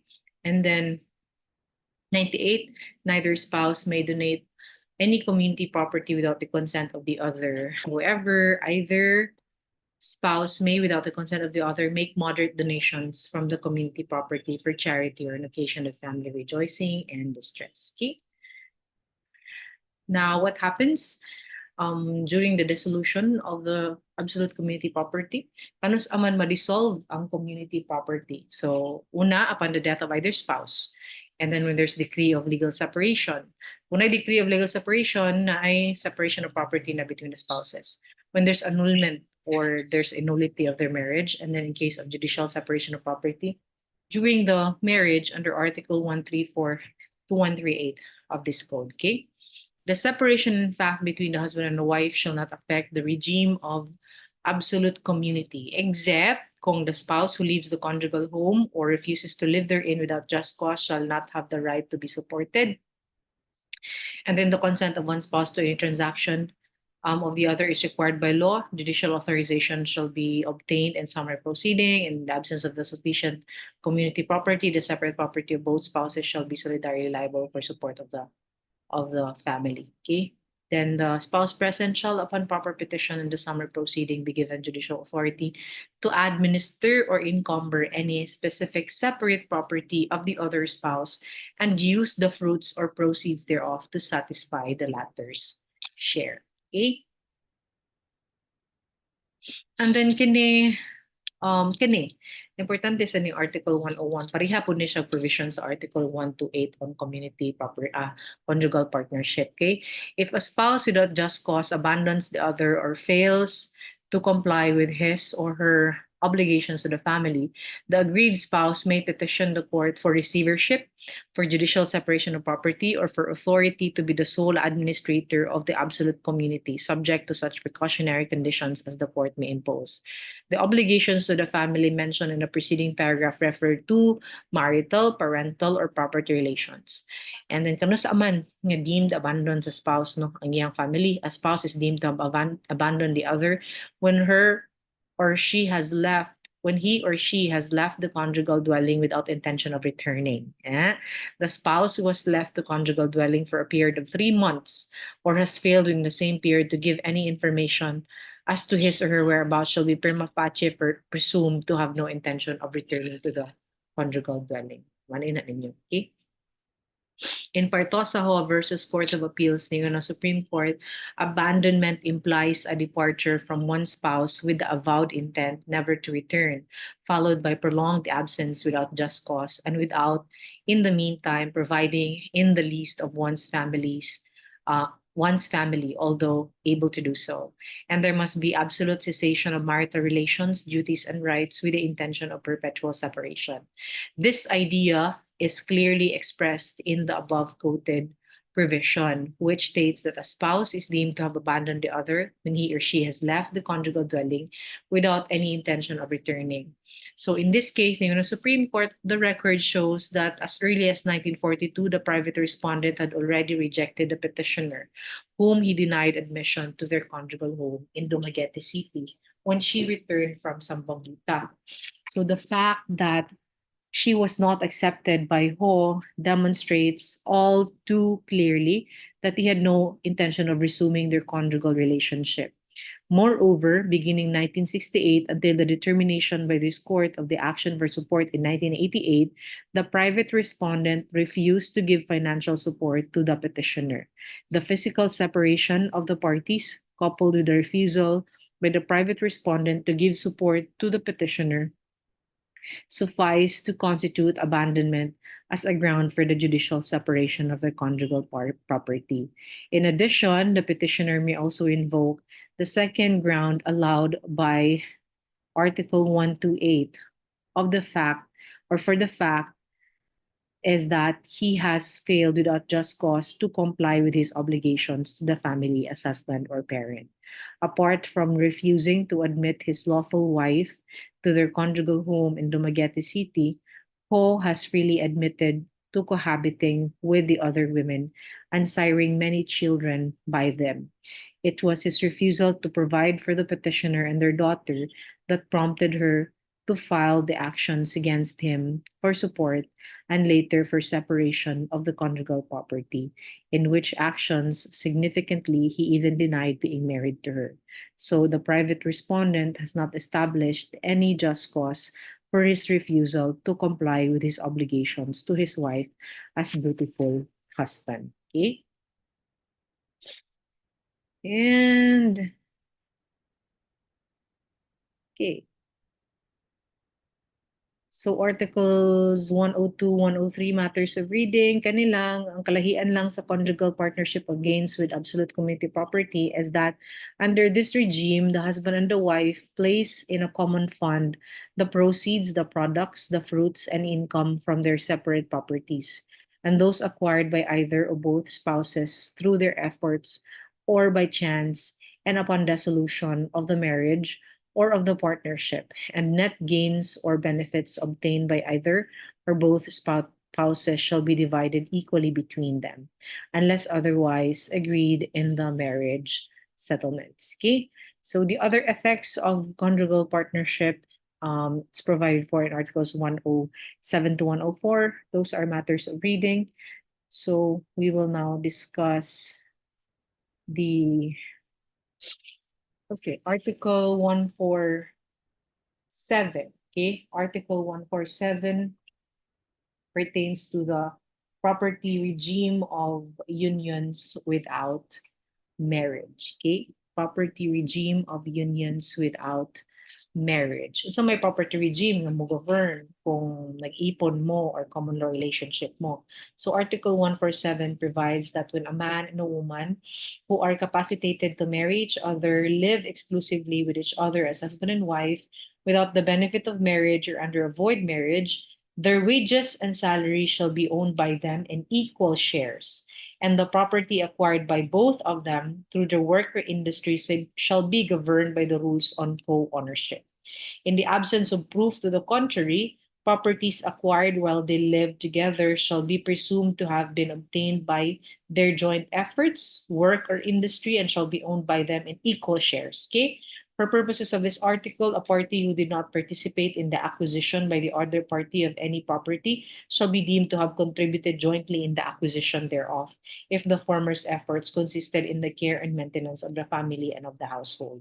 Neither party can encumber or dispose by acts inter vivos of his or her share in the property acquired during cohabitation and owned in common without the consent of the other until after the termination of their cohabitation. So when only one of the parties to avoid marriage is in good faith, the share of the party in bad faith in the co-ownership shall be forfeited in favor of their common children. In case of default of or waiver by any or in the common children of their descendants, each vacant share shall belong to the respective surviving descendants. In the absence of descendants, share shall belong to the innocent party. In all cases, the forfeiture shall take place upon the termination of the cohabitation. So, though there is no technical marital partnership between parties living as husband and wife without being lawfully married or under a void marriage, nevertheless, there is between them an informal civil relationship which would entitle the parties to some rights. Okay? So the property relationship that is created under Article 147 as well as Article 148 is a special kind of co-ownership. So co-ownership, as you may know, in your property is a form of trust, and every co-owner is a trustee for the other. So to qualify under Article 147, the man and the woman must be capacitated to marry each other. Muna requirement. And then they live exclusively with each other as husband and wife, and they be without the benefit of marriage or under a void marriage. Okay? All these requisites must concur, and absence any of these requisites will remove the contracting parties from the ambit of Article 147. Thus, in a relationship, in a live-in relationship between a man and a woman without the benefit of marriage, may fall under Article 147 if all the mentioned requisites are present. Sa ito nga mga requisites, they must be capacitated to marry each other, they must live exclusively with each other as husband and wife, and they do not have the benefit of marriage, or even if they're married, ilang marriage is void. Okay? So,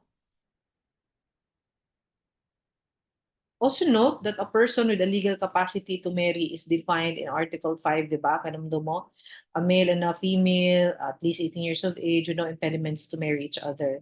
So, ang informal civil relationships where the parties are below 18 years of age or those whose circumstances fall under the incestuous void marriages under Article 37 and under Article 38, enumerating void marriages by reason of public policy, cannot fall under Article 147. Legal capacity of a person to marry must likewise have reference to Article 39 of the Civil Code stating that family relation limits a person's capacity to act. So an already married person has no legal capacity to remarry without the first marriage having been previously terminated. So a second marriage celebrated with the first one is validly subsisting is bigamous. Also, provided that there are no other circumstances to make the marriage void under Article 37, 38, 35, paragraph 1 and 4, which refer to marriages between persons below 18 years of age and bigamous or polygamous marriage not falling under Article 41 respectively, the void marriages referred to under Article 147 include void marriages under Article 36, katong psychological incapacity, katong Article 44, 53, and void marriages where there is absence of consent, authority of the solemnizing officer, a valid marriage license, a marriage ceremony, as provided for in Article 4 of the Family Code. Okay? So, ang structure sa property relationship under Article 147, kay kani, ang kanang salaries of wages shall be owned by the couple in equal shares. Okay? And the property acquired by either of the parties exclusively by his or her own fund belongs to such party, provided there is proof that he or she acquired it by exclusive funds. And all properties acquired gratuitously from others belong to the recipient spouse. And then kanang property acquired by both of them through their joint efforts, work and industry shall be governed by the rules of co-ownership. Consequently, either spouse may alienate in favor of the other his or her share in the property. And the note also that property acquired while they live together shall be presumed to have been obtained by their joint efforts, work, or industry, and shall be owned by them in equal shares. A party who did not participate in the acquisition by the other party of any property shall be deemed to have contributed jointly in the acquisition thereof if the former's efforts consisted in the care and maintenance of the family and household. And then the fruits of the couple's separate property are not included in the co-ownership. And then property acquired by any of the parties after separation shall be exclusively owned by the party who acquired it. And then neither party can encumber or dispose by acts inter vivos of his or her share in the property acquired during cohabitation and own in common, without, of course, the consent of the other until after the termination of their cohabitation. Okay?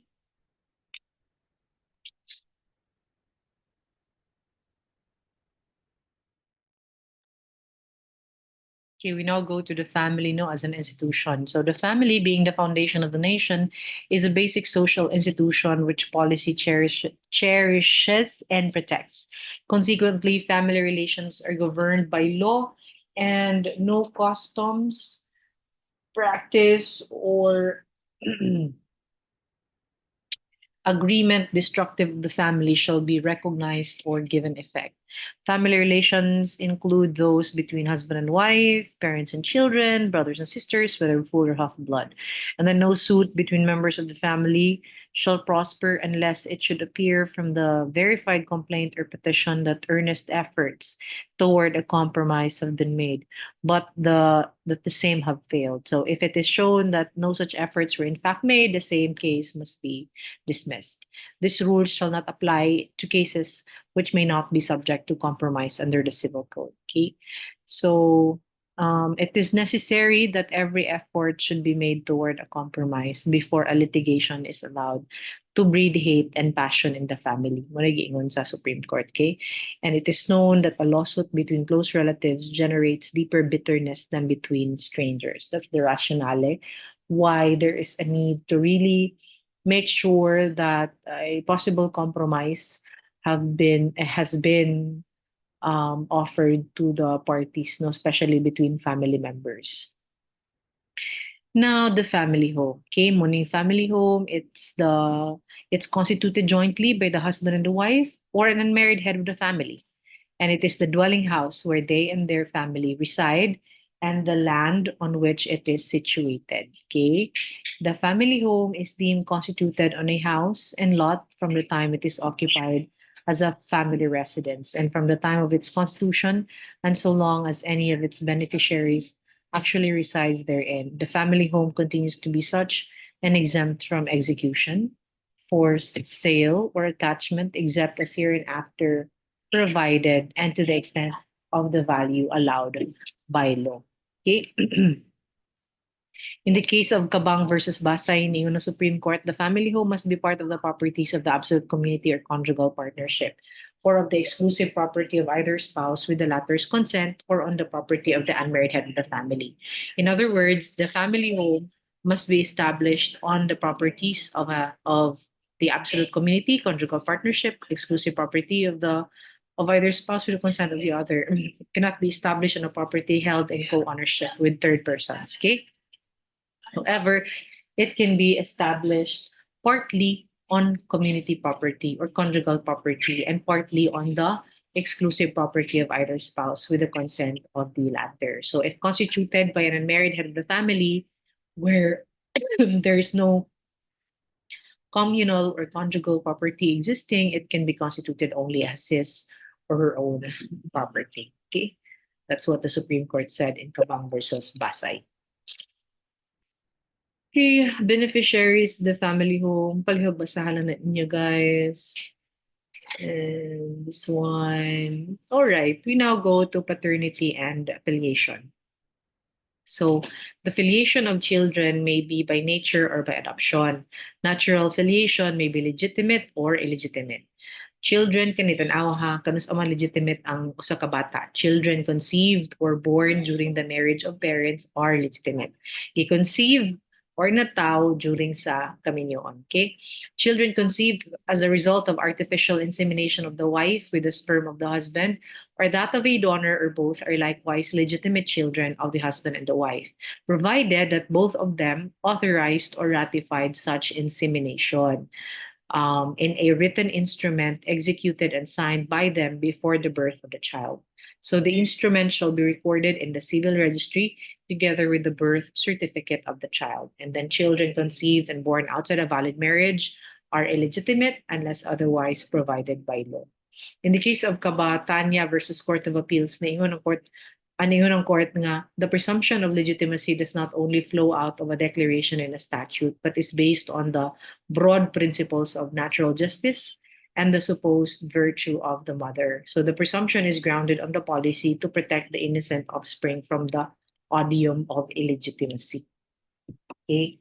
When we talk about paternity and filiation, this pertains to the relationship or tie which exists between parents and their children, diba?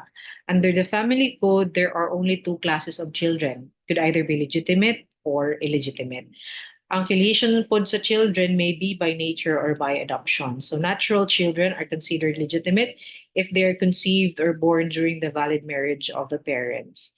And the presumption of legitimacy can only arise upon convincing proof that the parents of the child were legally married and that the child's conception or birth occurred during the subsistence of that marriage. Okay? And again, ang illegitimate children are those conceived and born outside of a valid marriage or inside a void marriage. However, if naka-remember mo, there are some exceptions, diba? In Article 54, ang children conceived or born before the judgment of annulment of an absolute nullity of marriage where the ground for voiding the same is psychological incapacity of either spouses to perform his or her marital obligation has become final and executory shall be considered legitimate. Diba? Kung ang ground sa nullity of marriage kay Article 36, legitimate ya po ng bata.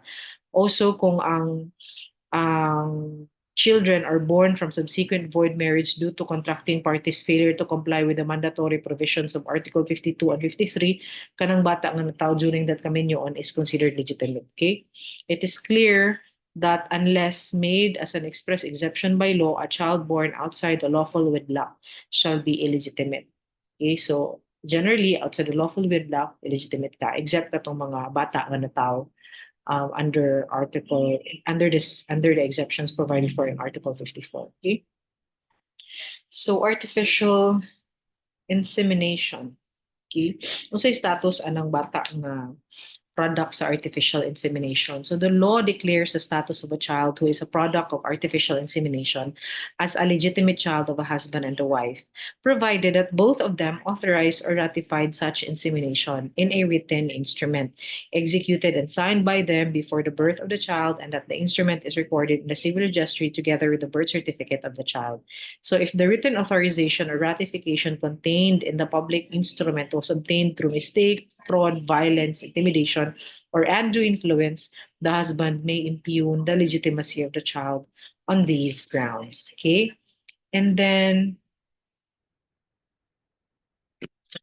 pwede bang makihag adultery ang wife who artificially inseminated a child without the consent of a husband?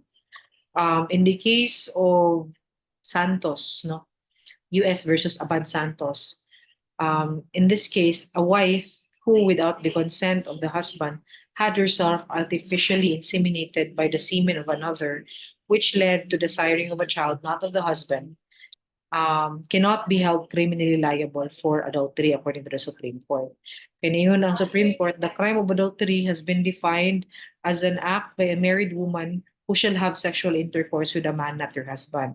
While it is true that in the absence of statutory enactment, the gist of the crime of adultery is the danger of introducing illegitimate heirs into the family, artificial insemination, as previously stated, nevertheless, does not involve sexual intercourse, which is one of the elements of the crime of adultery as defined by the revised penal code. So it is a rule, according to the Supreme Court, in statutory construction that criminal statutes are to be strictly construed. So no person shall be brought within their terms who is not clearly within them, nor should any act be pronounced criminal when it is not made so. Okay? So di ka pwedeng liable for adultery. So, okay, how can you impugn the legitimacy of the child? The legitimacy of the child may be impugned only on the following grounds. Una, that that the that it was physically impossible for the husband to have sexual intercourse with his wife within the first 120 days of the 300 days which immediately precede the birth of the child because of either physical incapacity of the husband to have sexual intercourse with his wife, the fact that the husband and the wife were living separately in such a way that sexual intercourse was not possible, serious illness of the husband, which absolutely prevented sexual intercourse. That it is proved that for biological or scientific reasons, the child cannot have been or could not have been that of the husband, except in the instance provided in the second paragraph of Article 164. Or that in case of children conceived through artificial insemination, the written authorization or ratification of either parent was obtained through fraud, mistake, violence, intimidation, and undue influence. Okay? So again, the presumption of legitimacy proceeds from sexual union in marriage, particularly during the period of conception. So to overthrow this presumption on the basis of Article 166, paragraph 1, subparagraph B of the Family Code, it must be shown beyond reasonable doubt that there was no access that could have been enabled the husband to father the child. So sexual intercourse is to be presumed or personal access is not disproved unless such presumption is rebutted by evidence to the contrary. So the presumption is quasi-conclusive and may be refuted only by the evidence of physical impossibility of coitus between husband and wife within the first 120 days of the 300 days, which immediately preceded the birth of the child. So to rebut the presumption, the separation between the spouses must be such as to make marital intimacy impossible. And this may take place, for instance, when they reside in different countries or provinces and when they were never together during the period of conception, or when the husband was imprisoned during the period of conception, unless it appears no nanay sexual union and it take place through the violation of prison regulations. So mo na siya ang giingon sa Supreme Court in conception versus conception. Okay? Okay. Article 167, remember the child shall be considered legitimate, although the mother may have declared against its legitimacy or may have been sentenced as an adulteress. Okay, if the marriage is terminated and the mother contracted another marriage within the 300 days after such termination of the former marriage, these rules shall govern. Okay, so a child born before 180 days after the solemnization of the subsequent marriage is considered to have conceived during the former marriage, provided it be born within 360 days after the insemination, after the termination of the former marriage. A child born said after 180 days following celebration of the subsequent marriage is considered to have been conceived during such marriage, even though it be born within 300 days after the termination of the former marriage. Okay? Tanaw na ninyo. And then the legitimacy or illegitimacy of the child born after 300 days following the termination of the marriage shall be proven by whoever alleges such legitimacy or illegitimacy. So example, widow married 100 days after the death of her first husband. So a child was born to her 170 days after the celebration of the second marriage. Unsa may status ana a child. So as per Article 168, the child is legitimate child of the first husband. Okay. And then here, okay, monimum period to impugn the legitimacy of the child. And then what are the proof of filiation? Okay, here, the filiation of the legitimate children must be is established by any of the following, no? Kanang record of birth appearing in the civil registry. So note here that it must be signed by the father, no, as per the case of Roses versus LCR. Kanang admission of the legitimate filiation in a public document or private handwritten instrument and signed by the parent concerned. In the absence of the foregoing evidence, the legitimate filiation may be proved by the open and continuous possession of the status of a legitimate child or any other means allowed by the rules of court and special rules. Okay. So, okay. 174, legitimate children shall have the right to bear the surnames of the father and the mother in conformity with the provisions of civil code and surnames. Also to receive support for their parents, their ascendants, and their proper cases, their brothers and sisters, to be entitled to the legitimate and other successional rights granted by them by the civil code. So mao na yung mga benefits nga makuha sa ka legitimate child. Okay, let's go now to illegitimate children. No? So illegitimate children may establish their illegitimate filiation in the same way and the same evidence as legitimate children. So the action must be brought within the same period as provided for in Article 173, except when the action is based on the second paragraph of Article 172, in which case the action may be brought during the lifetime of the alleged parent. Illegitimate children shall use the surname and shall be under the parental authority of their mother and shall be entitled to the support in conformity with this code. The legitimate of each legitimate child shall consist one half of the legitimate child. Except for this modification, all other provisions of the Civil Code governing successional rights shall remain in force. So ato na nahisgutan before no in passing. So in the case of Grande versus Antonio, ningon ng Supreme Court, the sole issue at hand is the right of the father to compel the use of his surname by his illegitimate children upon his recognition of their filiation. Central to the core issue is the application of Article 176 of the Family Code, originally phrased as follows: illegitimate children shall use the surname and shall be under the parental authority of their mother and shall be entitled to the support in conformity with this code. This provision was later on amended on March 19, 2004 by RA 9255, which now reads that illegitimate children shall use the surname na amend na niha timan ininyo Article 176 nga illegitimate children shall use the surname and shall be under the parental authority of their mother and shall be entitled to support in conformity with this code. However, illegitimate children may use the surname of their father if their filiation has been expressly recognized by their father through the record of birth appearing in the civil register, or when an admission in a public document or private handwritten instrument is made by the father, provided that the father has the right to institute an action before the regular courts to prove non-filiation during his lifetime. So the legitime of each illegitimate child shall consist of one half of the legitime of the legitimate child. So in note na ninyo ha, that's already amended, Article 176. It's already amended by RA 9255. Okay? And then,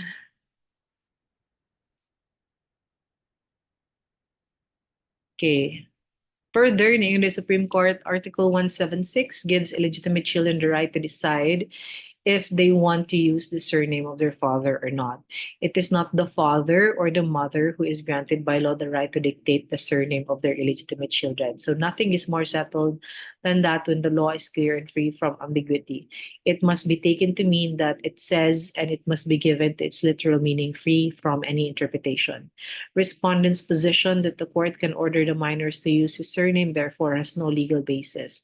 On its face, Article 176 as amended is free from ambiguity, and when there is no ambiguity, one must abide by its word. So the use of the word may and the provision readily shows that an acknowledged illegitimate child is under no compulsion to use the surname of his illegitimate father.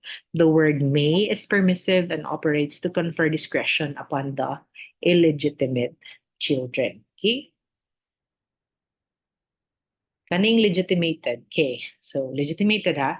Only children conceived and born outside of wedlock of parents who at the time of the conception of the former were not disqualified by any impediment to marry each other or were so qualified only because either or both of them were below 18 years of age may be legitimated. So legitimation shall take place by a subsequent marriage between parents. The annulment of void marriage shall not affect the legitimation. And kung legitimated na, they shall enjoy the same rights as legitimate children. And the effects of legitimation shall retroact to the time of the child's birth. Okay?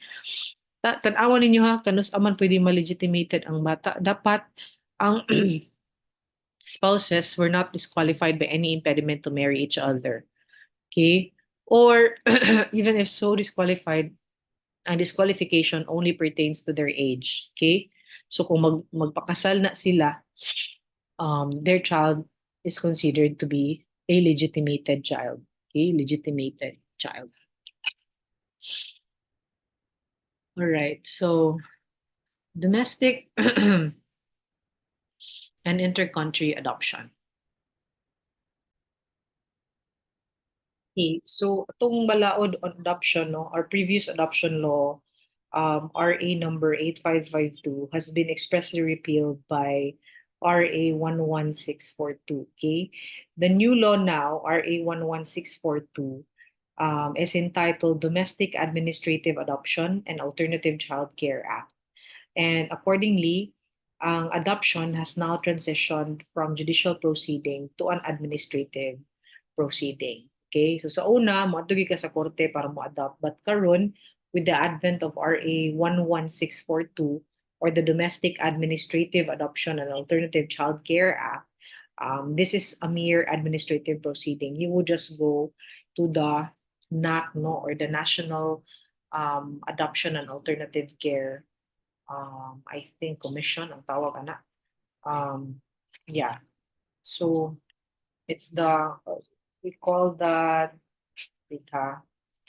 NAC. NAC is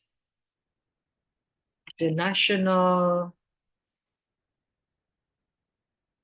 for a while. Yeah, sakto. National Authority for Child Care. Okay, National Authority for Child Care.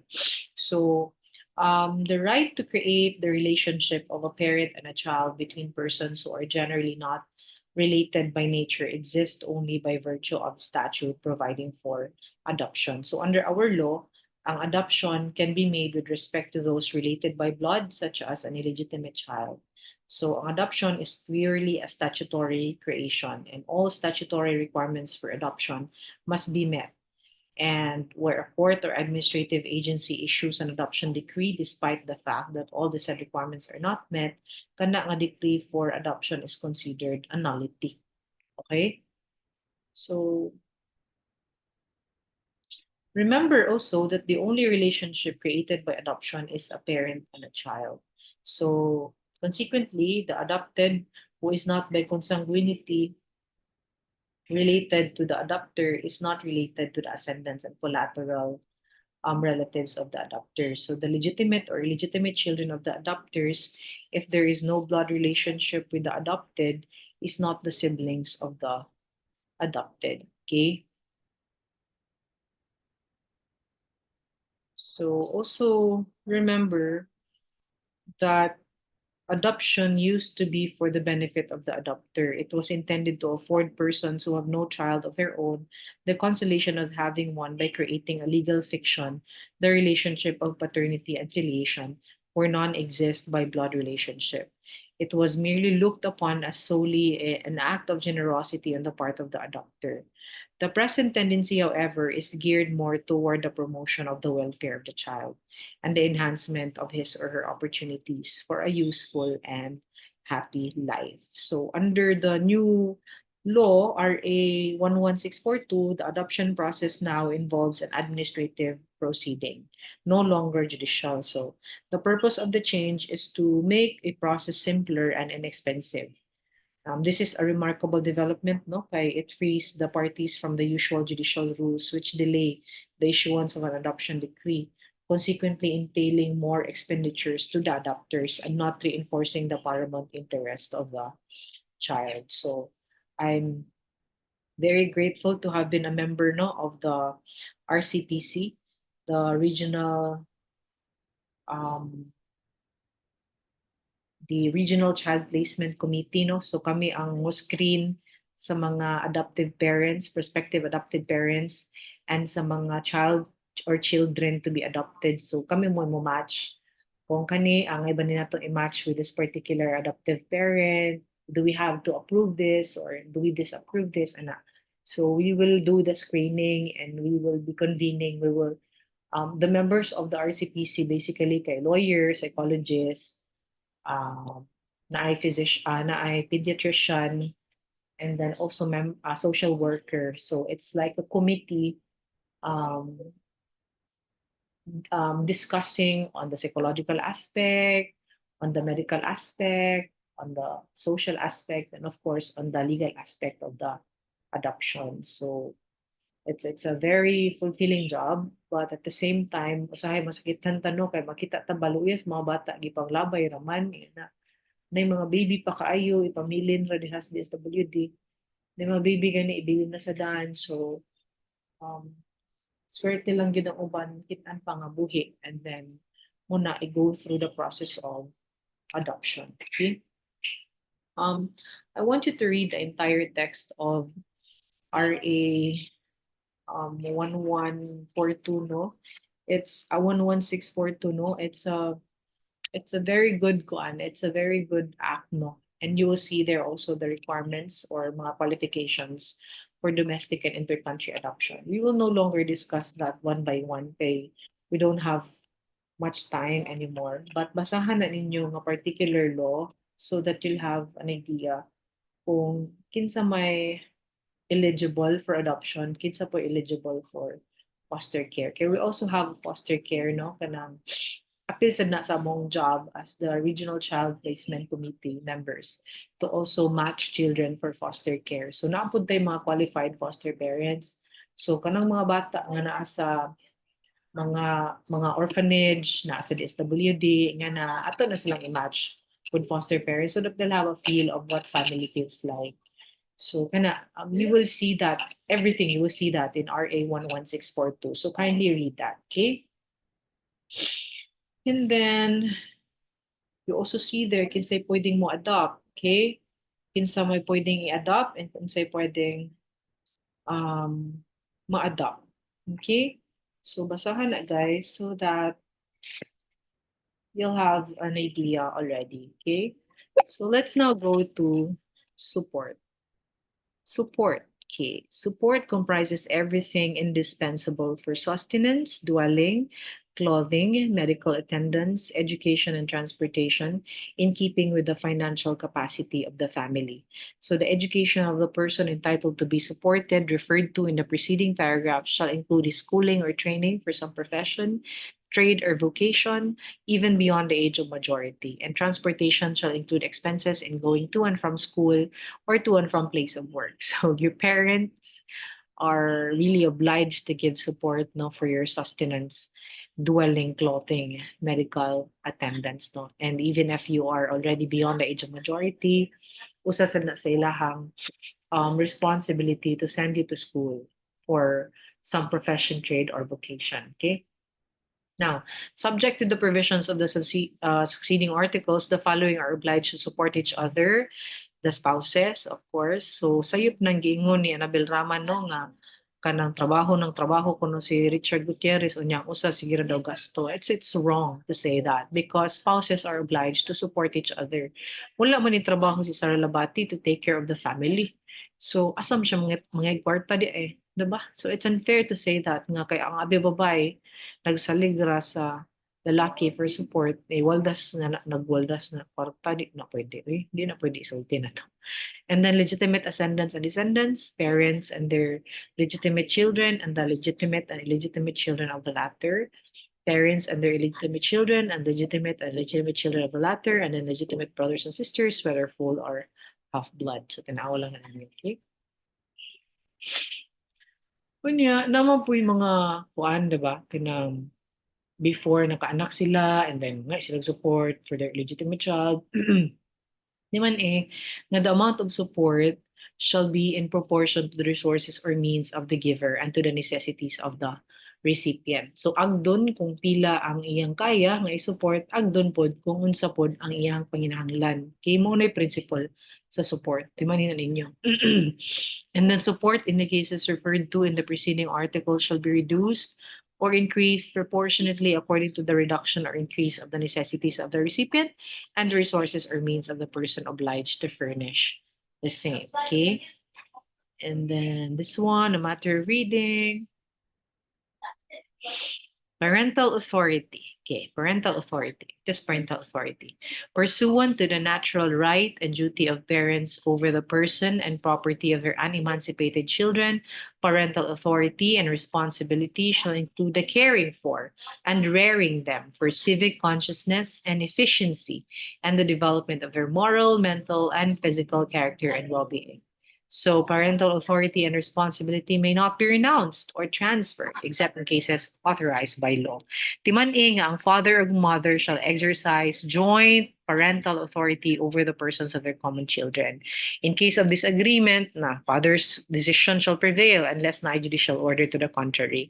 And then children shall always observe respect and reverence towards their parents and are obliged to obey them as long as the children are under parental authority. Okay. Okay, kani ay 213 mo ni siya ang medyo kuan kaayo. controversial, no? In case of separation of parents, parental authority shall be exercised by the parent designated by the court. The court should take into account all relevant considerations, especially the choice of the child over 7 years, unless the parent chosen is unfit. And then no children under 7 years old should be separated from the mother unless the court finds compelling reason to order otherwise. Okay? So my reason why why we give custody to the mother, no, for children below 7 years old.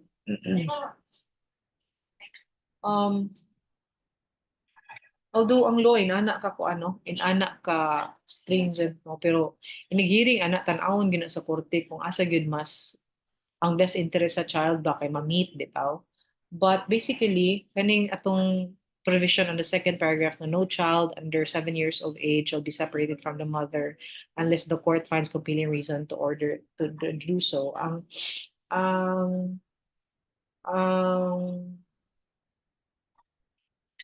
Ang reason ani is that the law favors the mother if she is a fit and proper person to have custody of her children so that they may not only receive her attention, care, supervision, and kindly advice, but also may have the advantage and benefit of a mother's love and devotion for which there is no substitute.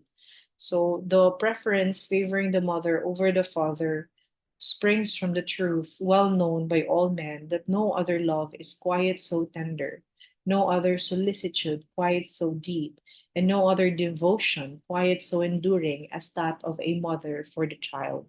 Generally, the love, the solicitude, the devotion of a mother cannot be replaced by another, and is worth more to a child of tender age than all other things combined. Okay. Also, it has also been held that the natural inclination to give to the mother the custody of her children of tender age is a recognition that the mother is God's own institution for the rearing and upbringing of the child, and puts a premium on child culture in the hands of an expert. Okay? So, uh, timan lang na nato. Pero of course, na diha, kung unfit ang inahan, no? Or maka-find of compelling reason ang court not to award the custody of the child to the mother, kana, the mother will be deprived of the custody of the child. Okay? And then kaning substitute parental authority. Oh, in default of the parents or judicially appointed guardian, the following person shall exercise substitute parental authority over the child in the order indicated. Una, surviving grandparent, the oldest brother or sister, um, the child's actual custodian, mga dapat over 21 years of age sila ha. And then whenever the appointment of a judicial guardian over the property of the child becomes necessary, the same order of preference shall also be observed. And then in case of foundlings, abandoned, neglected, or abused children and other children similarly situated, parental authority shall be entrusted in a summary judicial proceedings to heads of children's of home, orphanages, and similar institutions duly accredited by proper government agency. Mo nang gingon ganiha ka ng mga batang ipanglabay ra, i-abandon, nga na. So ang naay parental authority nila is katong mga heads sa orphan similar institutions duly accredited by the proper government agency. Okay? Also note ha, nga kanang schools, its administrators, and um, teachers or individual entity or institution engaged in the child care shall have special parental authority and responsibility over the minor child while under their supervision, instruction, or custody. Authority and responsibility shall apply to authorized activities whether inside or outside the premises of the school, entity, or institution. Ang say relevance ani? Relevance ani is that if na happen inside the school premises or even outside the school premises, if it's sanctioned by the school, no, mahimong liable ana ang school administrator or teacher, no, because they have the special parental authority. So muna ubang teachers careful ka no, they would really message the parents na oh namuhi na mi, mo ning oras mi namuhi or what mi klase half day na biron because most of the teachers kibaw na sila nga because of this special parental authority they can be held liable for whatever incident na mahitabo within their if the child is within their care. Okay? So Naray 129. Those given the authority and responsibility under preceding article shall be principally and solidarily liable for damages caused by the acts or omissions of the unemancipated minor. So the parents, judicial guardians, or the persons exercising substitute parental authority over the said minor shall be subsidiarily liable. Okay? So mo na siya ang mahimong effect. All right? Mhm. Okay, so last topic is kaning RA 10172, no? Before it's RA 9048, an act authorizing, but it was amended by 10172, an act authorizing the city or municipal civil registrar or the consul general to correct clerical or typographical errors in the day and month in the date of birth or sex of a person appearing in the civil register without need of a judicial order, amending for this purpose RA number 9048. Okay, so section 1 of RA 9048, hereinafter referred to as the Act, is hereby amended to read as follows. So no entry in the civil register shall be changed or corrected without a judicial order, except for the tanawa unsa ni, clerical or typographical errors and change of first name or nickname. Change of first name or nickname. Okay? Typo errors sa first name or nickname, the day and the month in the date of birth, or the sex of a person where it is patently clear that there was a clerical or typographical error or mistake in the entry, which can be corrected or changed by the concerned city or municipal civil registrar or consul general in accordance with the provisions of this act and its implementing rules and regulations. Okay, so the NSO, now the PSA, issued a clarification. Now, we would like to reiterate that RA 1072 simply expanded the coverage of the correction of clerical or typographical errors in civil register without judicial order as early provided in 1948. Moreover, Section 1 of both laws stipulates that the authority to change or correct entries in the civil register is vested in the concerned city or municipal register or consul general. Thus, all petitions for the correction of clerical errors in the day and month in the date of birth or sex of the person as appearing in the civil register must be filed with the local civil register of the city or municipality where the record containing the clerical or typographical error to be corrected is registered and not to the NSO. So RA 10172 is a consolidation of Senate Bills number 3113 and House Bill 4530, which aims to relieve the inconvenience of going through court proceedings from individuals with inaccurate entries in the day and month in the date of birth or sex in their civil registry documents. Okay, so I hope that's clear. So please study for the finals. The coverage would be cover to cover from Article 1 of the new Civil Code up until the last article of the Family Code. I mean, this is the last topic, up to the last topic that we have discussed, no, the correction of entries in the local civil registry. So thank you guys for your patience with the subject. I hope you learned something and you'll be able to remember this in your review, and of course when you take the bar, and then later on when you practice. So see you on Tuesday for our final exams. Thank you very much.